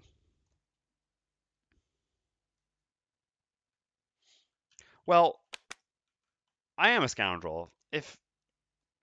Again, lest I remind you, I had Disarm on the long con. But anyway, Curse on the long con. These coins can't be picked up by the Scoundrel because we lost our bottom loot too. If I still had it, I would definitely try to. I left this coin because otherwise I would have to go back for it, and this coin's going to be easily picked up by someone else anyway. And I am going for the chest, which is maybe the most Scoundrel-y thing to do, right? More of a scallywag. Yeah, I think that's fair. None of these actions matter. We need to move every turn anyway.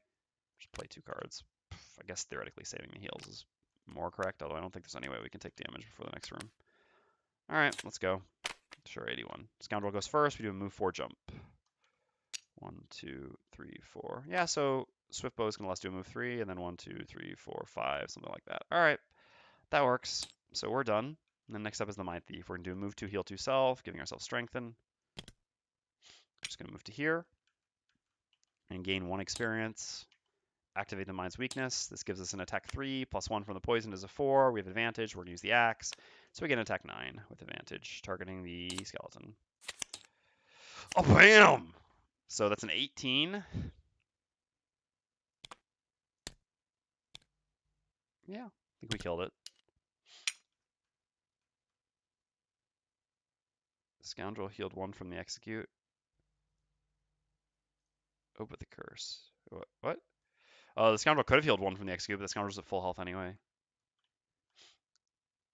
Also, yeah, I guess technically we got another charge here, which we should remember from another execute. I think we maybe even got 1 more before, but whatever, it doesn't matter so much. All right, 1 more check mark. So we only need 1 check mark more, and the Mindthief can retire. Yeah, the math checks out, prototype. We got the kill. All right, Tinker's turn. Just a move 2. Going here, like I said. Worst case. All right, what is the Mindthief's hand like? A move 5, a move 3, and a move 2. Yeah, so no matter what, we'll have to play a move. No, we've got a move 4. So, but I guess, yeah. So we do a move 3. Yeah, no matter what, we're getting this coin for the Mindthief, I think. Yep, that's fine. Okay. And then there are no more living bones. And round. So Scoundrel, it is this, plus another card we don't really care about, I guess. Yeah, it really doesn't matter. We're trying to retire all the characters at the same time again? Yes, that will be our goal. It's not guaranteed that it'll be possible, but actually I think it will. All right.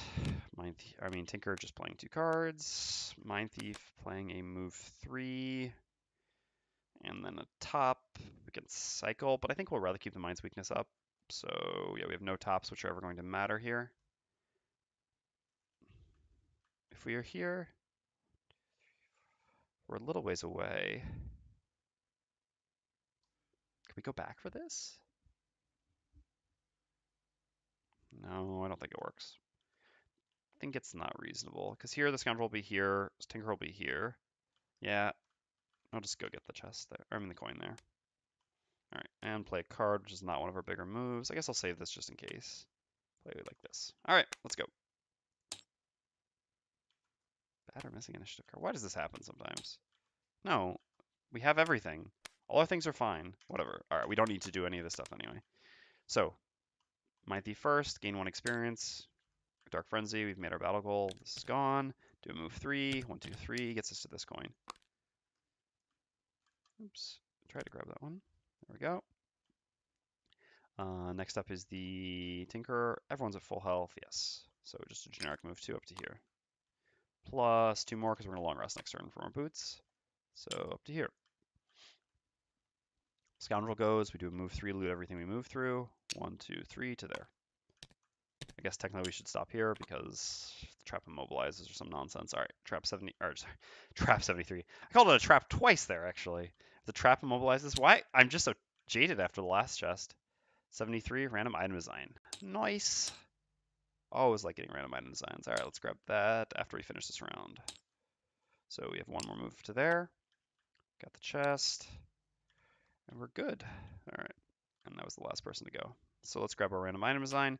So I will, as usual, provide a spoiler warning of what the random item design number will be once we reveal it. All right.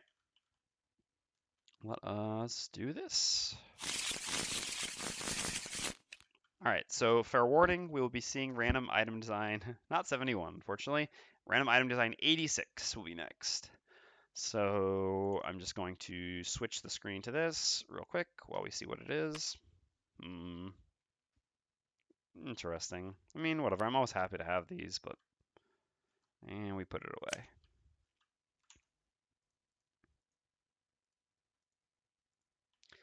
So yeah, that's one of the less exciting ones. Is it a... Yes, it is. It's one of the less exciting of those, though. But it's fine. I mean, there are a lot worse random item designs, so I'm happy. At least it's not happiness. Let's put it that way. Can always be worse. All right, so Tinker can take a long rest here, which is quite valuable. We've got a lot of items to refresh. Scoundrel's going to move towards the door. Mindthief is also going to move towards the door. And I guess gain 1 experience while we're at it, although we don't actually need that anymore. Yeah, although I've already got others like that, so I don't actually... I mean, I know exactly what you mean, but yeah, I don't actually need this one for that.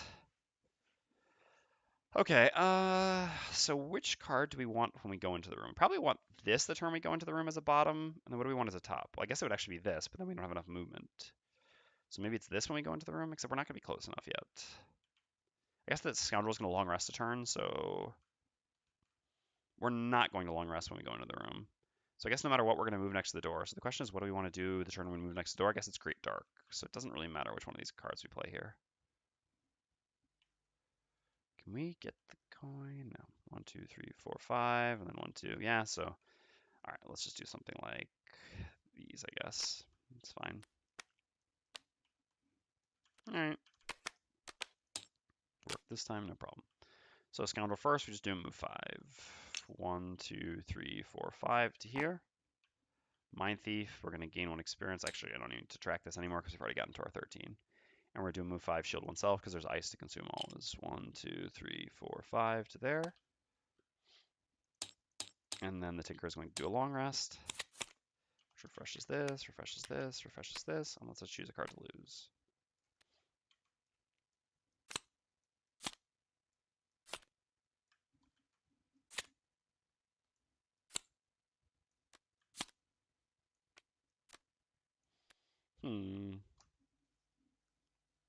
So we have too many good bottom actions here. So it should probably be just this. Because we still have Volatile, Disintegration Beam, and Murderous Contraption with kind of only 3 turns. So should just get rid of the bottom action. This is the weakest one. All right. This, I mean, Restorative Mist isn't very good here, but it's just a 17 initiative, which can be useful. This can allow us to have 3 good turns of initiative if we need it, even if the top heal is also not particularly tempting. All right, so we're going to get a long rest from the Scoundrel. We're going to move up with the Mindthief and create Dark, and I guess go invisible as well, because why not? It's free. So this Tinker also moves up, although I guess only moves up 1. Do we want to set up anything? Ooh, we could summon the Killbot. Ooh, yes. No. No. Maybe we will summon it, but certainly not here. I guess we don't need to move up then. We could instead give someone back 2 cards, because there's always ice. Give the Mindthief back 2 cards, then she can take an additional turn before short resting. Yeah, it seems fine, actually. And then just a throwaway top, which, yeah, I guess should probably just give someone back a lost card. No, it should probably be this, though, because the other thing is good for initiative. All right, let's do it. So the Mindthief moves with the bottom of Phantasmal Killer, doing a move to Invis Self. Well, this is not really going to matter, but why not? And create a Dark. Okay, and then the Tinker goes, so there's always ice in this scenario, so we consume the ice, the Volatile Concoction, to give the Mindthief back 2 cards. What will these 2 cards be? Well, one of them will certainly be Shared Nightmare, since we've created the Dark. And I guess we can actually use this. This gives us a lot of movement, and then creates Dark to set up the Scoundrel, so that seems pretty good. Because we need enough movement to make sure we get far enough in to make a reasonable attack with this, so that looks good. And nothing with a top action. I guess we can just use a Sleight of Hand. We have so much of it at this point. We'll use one of our large again to bring back the top of Stamina Booster, since we just play as a generic top. And then the Scoundrel goes, the long rest, choose a card to lose. So we want all of our good attacks. Guess we can probably get rid of Special Mixture at this point, to be honest. Smoke Bomb can theoretically give us a giant attack, which maybe is worth it. Since it is a sort of boss thing. Yes, I think that would be a good idea, Themris. Yes, I would agree. Well, no, maybe do them individually. Actually, because different ones have different discussions. Otherwise, it's going to be just too much discussion at once. Yeah, no, better to spread them out. We're not in a hurry anyway. Yeah, so anyway, we're going to be fighting an obstacle here as our goal. I mean, so our goal for the scenario, again, is to destroy... Let's go back a page. To destroy the altar, which is in the next room, and is an obstacle, we know that. So obstacles cannot have status effects, therefore poisoning it isn't going to be very valuable, and once we get in there, that should mostly be our goal. So we also shouldn't need healing very much. That's what I unlock with my retirement. Well, it's Themris' favorite class. For me, I guess I would call the Triforce a 6 out of 10 if you want the 1 to 10 scale. The concept of the Triforce to me is a 10, but a big part of the execution of the Triforce to me is failed. So I like the idea of the Triforce more than I like the actual execution of it. Ooh, Themis is dodging you. No, I'm kidding. He has calls during the day. But yeah. So I want to like the Triforce more than I actually do. I think the Triforce has some big problems. A level 4 card creates a big issue for the class, while the interaction between level 4 and level 7 card is just it ruins a lot of what the class is about. And then the perks are also, I think, poorly designed, especially considering something that was done for the expansion, which would have been much better served on that class. All right. Anywho, let's get into this room, shall we? So battle goals, yeah, that one's basically already done. This one we've already gained, and this one we're probably never getting. It's not too OP. I can't really get into it any further. You'll see eventually. Once you've unlocked the class, you can ask me about it, especially if we're playing it, because there's a decent chance we'll play it pretty soon. But I mean, there's two things to consider. One, people who watch VODs don't want spoilers about unlockable classes, even people who aren't in chat. So even if chat would be fine with it, I have to be careful about what I say. And on top of that, yeah, I don't necessarily want to spoil things for you, so there's both of these things to balance. But like I said, it is one of the classes that we'll actually unlock with the retirement of the Tinkerer, actually. So it's possible we'll be playing it soon, and even if we're not playing it soon, you're welcome to always message me on the subreddit. I mean, on Reddit, and I'm always happy to give a more detailed response, which in us is more spoiler free. Okay, so what are we doing as we go in? So it's there. We know this. 1, 2, 3, 4. We have dark. We're going to recreate dark as well. But so we need to go after the... We need to go after the Mindthief. Huh. That's tough, actually, because the Mindthief's going at 7. So if we go before the Mindthief, then the Mindthief doesn't get to use the dark herself. If we go after the Mindthief uses the dark and then recreates the dark, which allows us to do... So maybe that's okay. What if we use smoke? What if we just run in and disappear ourselves with Smoke Bomb? Thematically cool. Yeah, that works. And then the following turn, we'll use Flurry of Blades plus Stick to the Shadows to do a giant attack. That works. So what do we want to run in with? Probably like Swiftbow. I think it's fine. It's kind of a card we don't care so much about at this point in the scenario. All right, and so then what is the Tinkerer doing? We don't have enough movement to guarantee that we can hit a stun shot. We do have boots, but we're pretty far back, so at most we just make it to the door. No, one past the door. Well, actually we hit most of the room in that case. Yeah, I guess it's fine. Because the Mindthief... No, the Mindthief is going invisible, and so is... No, the Mindthief is not going invisible. Mindthief is invisible.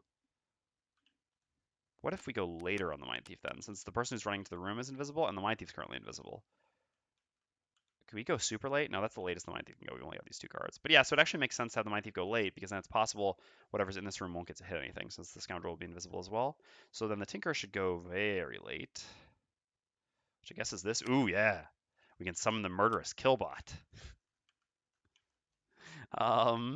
So if we're considering using that, I guess we're just moving with something else. This is a fine card, just as a generic move too. All right, let's give this a try. So the Scoundrels first, we're gonna use the bottom of Swiftbow as a move 3. Moving on to the door is 1. And let's see what's in this room. Because we've got some stuff to read first. Oops, we went the wrong way. No, there's no special rules that affect us, just some text. So the altar has 6 plus 3 times 6 HP. So L is the level of the scenario. The scenario level is actually 6 rather than 7 because playing solo increases the traps and the monsters to 1 above. So yes, the altar is 6 times 3, so 18 plus 6, so only 24. What? What? Okay, we're not even gonna have time to Murderous Killbot this. This is plus 3, but yeah, I mean, I guess we've gotten to the point where plus 3 is not even that challenging. It depends on the scenario. All right, so we've got a regular and an elite Frost Demon, which we can kind of ignore for the most part. Let's set their hells. So the elite Frost Demon has 25 and the regular has 14.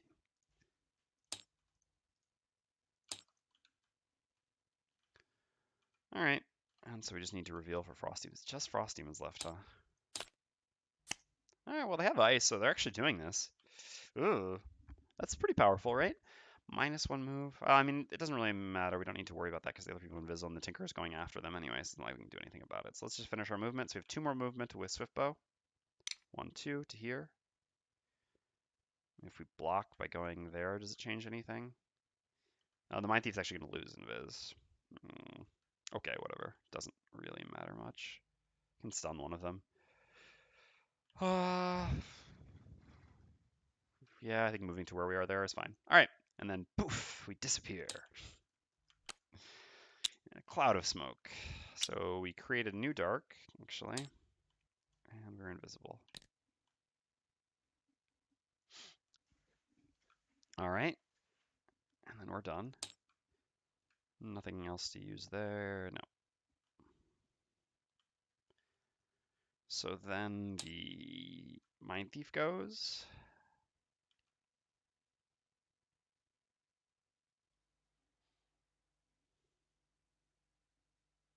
So if we move 4 with this, and we poison all things we move through, no, this is not really possible. 1, 2, 3, 4, like this. 1, 2, 3. Yeah, I think this is fine. So just move there, because from here I can, yeah, because I don't want to be retaliated, so I think it makes sense just to move to here. I think this is fine. So we create a new dark, which also doesn't matter. And then we're going to use the top of Shared Nightmare, consuming the previous dark, to make an attack 3, range 4, poison curse. And we're also going to use our stun powder in order to put a stun on the elite. So we'll do the elite first. Okay, so 5, and then the regular. Well, 5 will all around. So 5 here puts this down to 20. 5 here puts this down to 9. No summoning to. I don't want to summon to an attack because I need to make sure that I have the summon in order to get guaranteed adjacency to the altar without needing anyone else. This way I can do a 16 pretty much guaranteed to the altar. At least 16.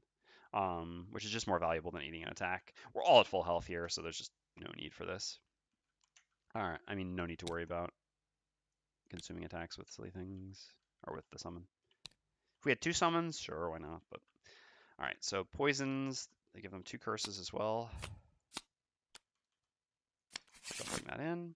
Oops. And we put a stun on the elite. Alright, and so then we lose our invis. And the frost demons go. So they're going to consume the existing frost. So it's range 3 on the attack.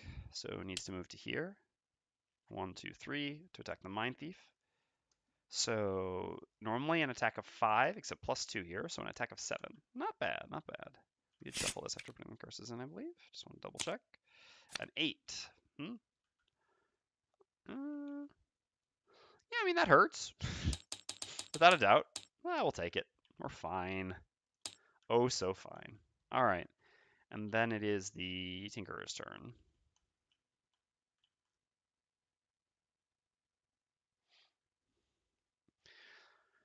The Murderous Killbot is just so bad. It's just going to kill itself. It's the only thing it's going to kill here, right? But it is also kind of awesome. And I think it matters so little to our completion of the scenario, whether we play correctly using this the right way or not. So I think we're going to summon the Murderous Killbot. Again, just so that we can. So we're going to use the bottom of Stamina Booster. So to be clear, I think the correct choice here is to use the bottom of Murderous Contraption as a generic move 2, and then use a Ham and a Charge to get it back, and use Stamina Booster to simply heal the Mindthief for 4. I think this is the correct play. But the awesome play is to use Stamina Booster as a generic move 2, plus we're going to use our boots, so we get a move 4 total. So we go 1, 2, 3, 4 to here. And then we're going to gain 2 experience. We're going to summon the Murderous Killbot, which is red for killing and murder. All right. So this is a 6 health summon that has attack 3 and move 3. Totally reasonable for a level 7 card. Okay, and I mean, we're almost done with the scenario, so we might as well use a slice of ham to get back the Stamina Booster. So we have 1 slice on each of these left. The large ham and the small ham. Okay. And that's the round. So Our plan here is very obvious. Oops. These two things. Drenched in the blood of its victims. All right. So the Mindthief does need to take a short rest. That's not a problem. Ooh, Phantasmal Killer. The killeriest of the killers? No, I think it's better to not lose this, actually. Because as long as we have this, we can't die. Sure. That's fine.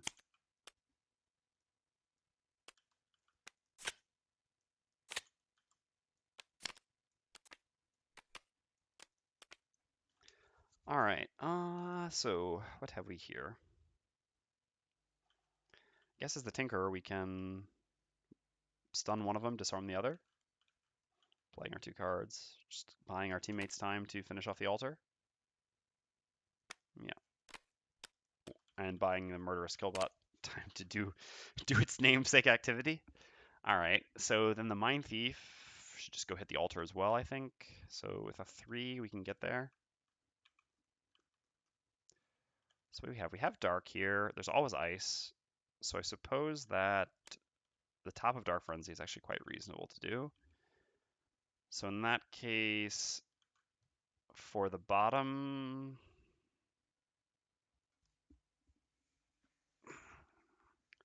we can also just stun one of the... I mean, yeah, we can just play this Lost to stun one of them just in case they go before the Tinker or something. I don't know. I don't think it really matters much. No, I guess it's better not to just play Lost for nothing. It's possible somehow that this scenario gets dragged out. So in that case, let's play this. We want to keep this because it's single target attack. I mean, even if the conditions don't matter, it's still 2 attack 3s on the target. Isn't the Scoundrel using Dark? Ah, the Scoundrel is using Dark. I mean, this still makes this an attack. Yeah, it just makes it an attack 4. The Tinker could create Dark for us, but not until 20. Yeah, good catch, ECO. And this is why we don't love playing 3-handed. In that case, we should just use Frigid Apparition as the attack, I suppose. And we can actually just use Dark Frenzy to move. And then that'll give us an additional attack 3 on the thing. Even if it'll be disadvantaged, that's fine. All right, let's go. 78, sure. Okay, so the Scoundrel goes first. We can do a move 4, jump, gain advantage on all your attacks this round. I love this bottom. So we're going to go to here. We're going to use our Falcon figurine to summon a Jade Falcon here. What? Murderous Killbot killed the Jade Falcon and took its place. I love that little guy. All right, so this is 2 health. And is there. Okay. And so then we're going to use the top of Into the Shadows. This is an attack 4 and add +4 attack and gain 2 experience when the target is adjacent to any of your allies. So we gain 2 experience, consuming the dark, and the target is adjacent to any of our allies because we've just created an ally there. And the value of summons. We're still invisible until the end of our turn, which means we also trigger the top of Smoke Bomb, giving ourselves 2 more experience, and losing Smoke Bomb. So what does Smoke Bomb do? The top, on your next attack while invisible, double the value of the attack. All right. We get to draw modifiers first before doubling the value, so let's do that. Advantage attack. Okay, so our attack value is 9, and then we double it with Smoke Bomb to get an 18. Putting this down to 6. So we had 8 from the base attack, 1 from the modifier. Or do we have to use this before, ECO? Am I incorrect in this? I've actually almost never used the top of Smoke Bomb. Doesn't work like that? Okay. So 16 damage, my bad. So 17 damage then. Okay, good catch, ECO. Wasn't sure of the ordering. Again, the top of Smoke Bomb, not something I use frequently. All bonuses are applied before the modifier. Modifiers after. Yep, fair enough. I just wasn't sure how the doubling mechanic worked naturally because of the fact that modifier doubles go after things like poison. But I guess that's because the modifier is second. It's always in the end. Fair enough. All right, anyway, that's not significantly different. Yeah, you can double the poison. I understand. Yeah, it's just interesting. But shields are even later. Yes. Okay. So then next up we have the Mindthief. So the Mindthief is going to do move 3, attack 3 with Dark Frenzy. 1, 2, 3 to here. And we're going to make an attack 3, just targeting the altar. This will be disadvantaged, but that's okay. Alright, so just 3 damage to the altar, putting the altar down to 4. What? Did we forget something?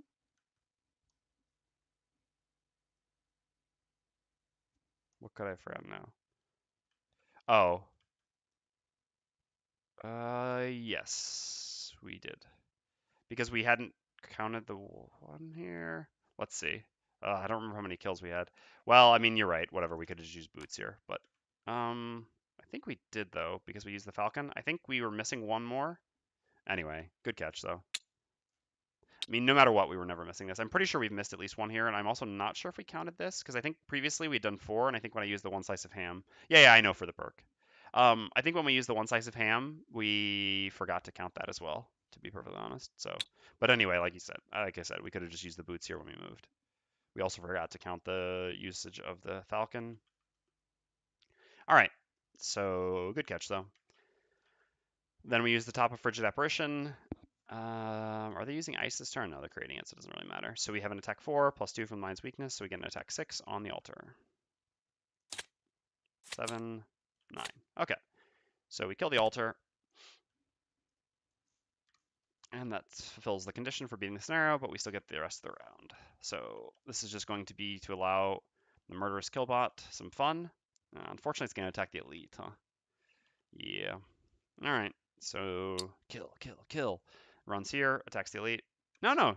I appreciate the interruptions, ECO. That was definitely a welcome one because otherwise we might have not been completely thorough. So now the Killbot attacks the Elite, +0. Hello, Dan Halen. Dan Halen. Ah, like Van Halen, I see. So your name's probably Dan, and you like Van Halen. I can appreciate that. All right, so 4 damage, and the Killbot takes 4 as well. Not a great trade. And then, yeah.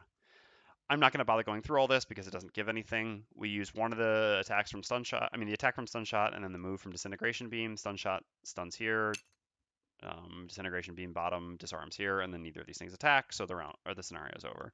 We couldn't gain any experience or gain any coins there or anything like that, so none of that matters. All right, and that's it. So we successfully completed the scenario. We've unlocked 2 new locations, 15 and 46. Ah, so you're not familiar with Gloomhaven. Unfortunately, while streaming is not the best time for me to explain it, but it is a very fun game. Maybe the most fun game in the world right now. You can check out more information on it on the Gloomhaven subreddit, so /r/Gloomhaven. Otherwise, you can look it up on the Board Game Geek website if you just Google Board Game Geek or BGG space Gloomhaven. Both of these things should be able to provide you with a wealth of resources to better understand the game. Here we're a bit further into the game, so it's a little bit less new player friendly, but it's a campaign-based dungeon crawler with legacy elements. All right, so we completed that, so we need to gain 15 and 46. Shrine of Strength. And Nightmare. Oops. I don't use the numbers because sometimes they're not properly input into the mod. All right, there we go. Completed both of these. So Arkham Horror on Tabletop Sim. It was a fun time. Yeah, Tabletop Sim is great.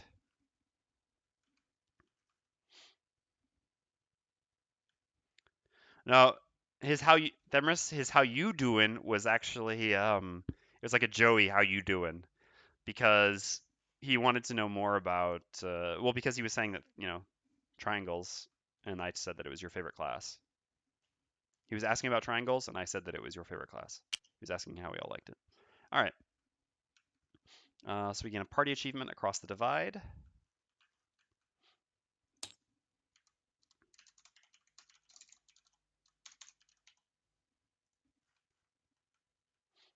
And we gain 10 experience each, which will add to whatever else we gained. All right. So these all go there. This stuff can all be deleted. Yes.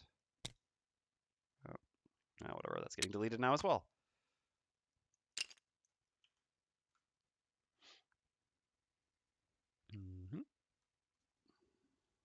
Check.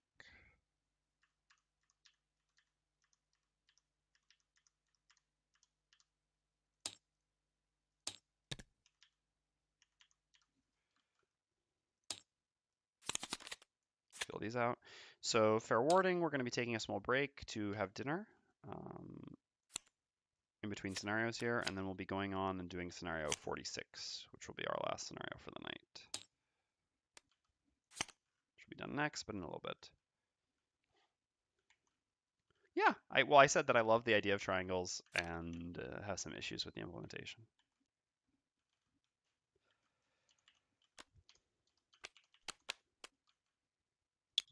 Okay. Oops, not like that, but like that.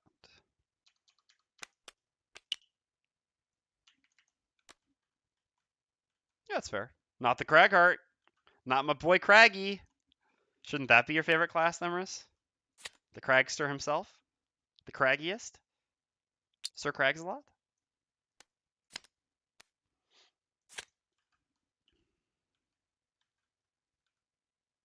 Yeah, that one's, yeah, the streak of cards. Yeah, but that's more of like a small design issue.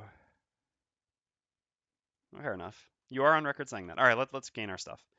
So we have 11 experience here, plus 10 there, and we gain 16 here. So 21, 37 experience. Not bad. Ooh, 420 exactly. Beautiful. So we'll just barely gain a level. Nice. Did not gain a check mark. We're still 2 away though, so that's okay. And money-wise, Tinker got no money. Woof. Sucks to be a Tinker. I mean, sucks to be in a party with a Mindthief and a Scoundrel, huh? All right. So both of them did gain their check marks. We gotta just do it like this then. There we go. Let's do those real quick so we don't forget. Wait, where did I just? Okay, I just left it over here. We should. That's fair. Okay. So experience for the Mindthief meant nothing other than the battle goal. So checkmark is going to be a perk. Let's just do that real quick because we have a tendency to forget. Yeah, I guess one rolling disarm, one rolling muddle is worth adding. I think that's the end of the perks that we add though. Disarm is valuable enough as a random effect that I think it's worth adding this, but I won't take any more perks from Mindthief, which is actually perfect though, because I mean we're at level 9 now. It would be 3 more check marks to get any, and we don't care that much to gain check marks. So from now on, we just won't worry about getting check marks with the Mindthief because we do not want any of these perks because they will actively make our attacks work worse because of the frequency with which we have advantage. All right, and so we gain 10 gold, which unfortunately leaves us still with not enough to buy our volatile bomb. A bit of a shame. All right. And then over here, check mark as well. And we're going to gain a level as well, right? So 38 experience here. So we need 2 check marks here. We'll have to do those first. All right. So we don't forget, and then we'll do the leveling. Oh man, we can't even play +3 anymore either. Wow, that sucks. Now that we have an 8, 8, 9, it's actually only +2. Once one person gets 9, it's impossible to even play +3 difficulty anymore. All right, so 2 perks. So again, I like to keep my deck small, especially because we're about to do a boss fight, so I don't like to run the risk of missing on my enormous attack.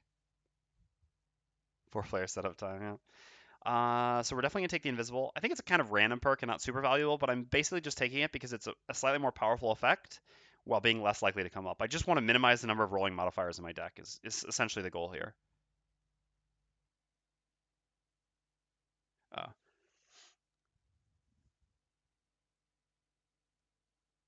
Sorry, I hadn't read the. So I'll read this so everyone's in the VOD. Time to add other difficulty increases. I was thinking to increase the difficulty. Would it work to give enemies an extra action like every other turn? 4-player setup time. I'd agree 4-player would be the most interesting way to do it. Is 4-player level 6 tougher than 3-player level 7 with 3 characters? Yes, I would say 4-player level 6 is definitely going to be tougher than 3-player level 7.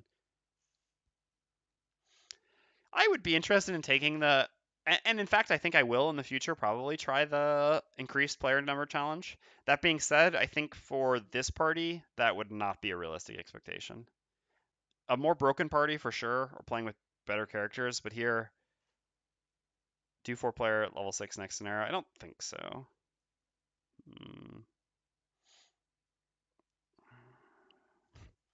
We use it to manage execute heavy parties. Yeah, I think that would be kind of my solution as well. Yeah. Or fun on AoE heavy, yep.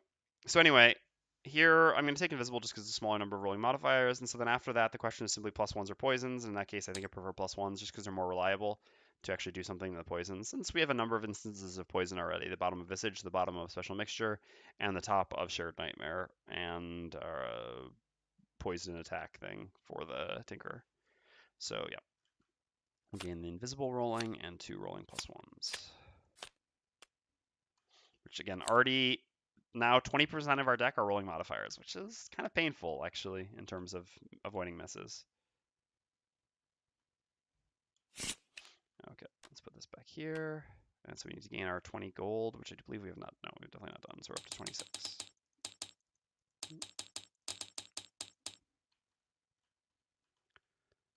All right. So let's reset everyone's healths.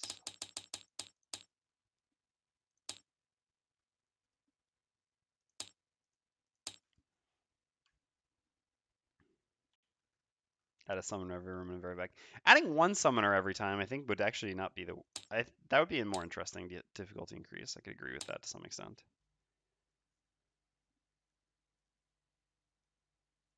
Yeah, there does need to be a level 8. I actually have a question though. Well, with this party, so the real question would be, would increasing the number of, the setup to 4, but giving real stamina potions back, increase or decrease the difficulty? For this party, I guess it would probably increase the difficulty, but for some parties, I think it would actually decrease the difficulty. But anyway, let's not dawdle too much. So we did all that. We don't have enough money to buy anything relevant on any of them. We do need to do the level ups. Well, the Scoundrels level up we'd already planned in advance, so the level 8 cards for the Scoundrel suck. So there's the top of Stiletto Storm, which at level 8 is just not where you want to be. Especially, level 7 enemies is just way too much health for this to be realistically useful. It's meant for obviously the build with Watch It Burn, but I don't think that's very good. Not because Watch It Burn doesn't have value, but simply because Long Con is, as we've agreed upon now, the most broken of all the cards for the starting 6 classes. So yeah, I don't think you should ever take this just because of Long Con. So yeah, Stiletto Storming. Retaliate on the Scoundrel also. The Lost CLA is okay. The bottom is also okay. Neither of these are very good, though. So regardless, neither of these cards are very good. Accordingly, I'd rather just take Spring the Trap, which I think is a really nice sideboard level 7 card and going to be useful on the upcoming boss scenarios. So we will take that and use this again just as a sideboard card for scenarios that either have lots of traps, which makes the top good, or boss fights, which make the bottom good. While you can't even enhance anything but the range in Stiletto Storm, not that it would be worth it. Yeah, I don't know what's going on with Stiletto Storm, to be perfectly honest. It's an interesting card. Interesting. You should be able to enhance the... isn't this a bit of an oversight? There's no enhancement slot here, despite the obscene cost, but you can there's an enhancement slot on Dirt Tornado, a level 1 card that easily can target as many, if not more? What? How did these two things exist side by side in balancing, right? Woof. All right. So meanwhile, over here on the Tinkerer, what does level 8 provide us? I think level 8 is a huge miss, right?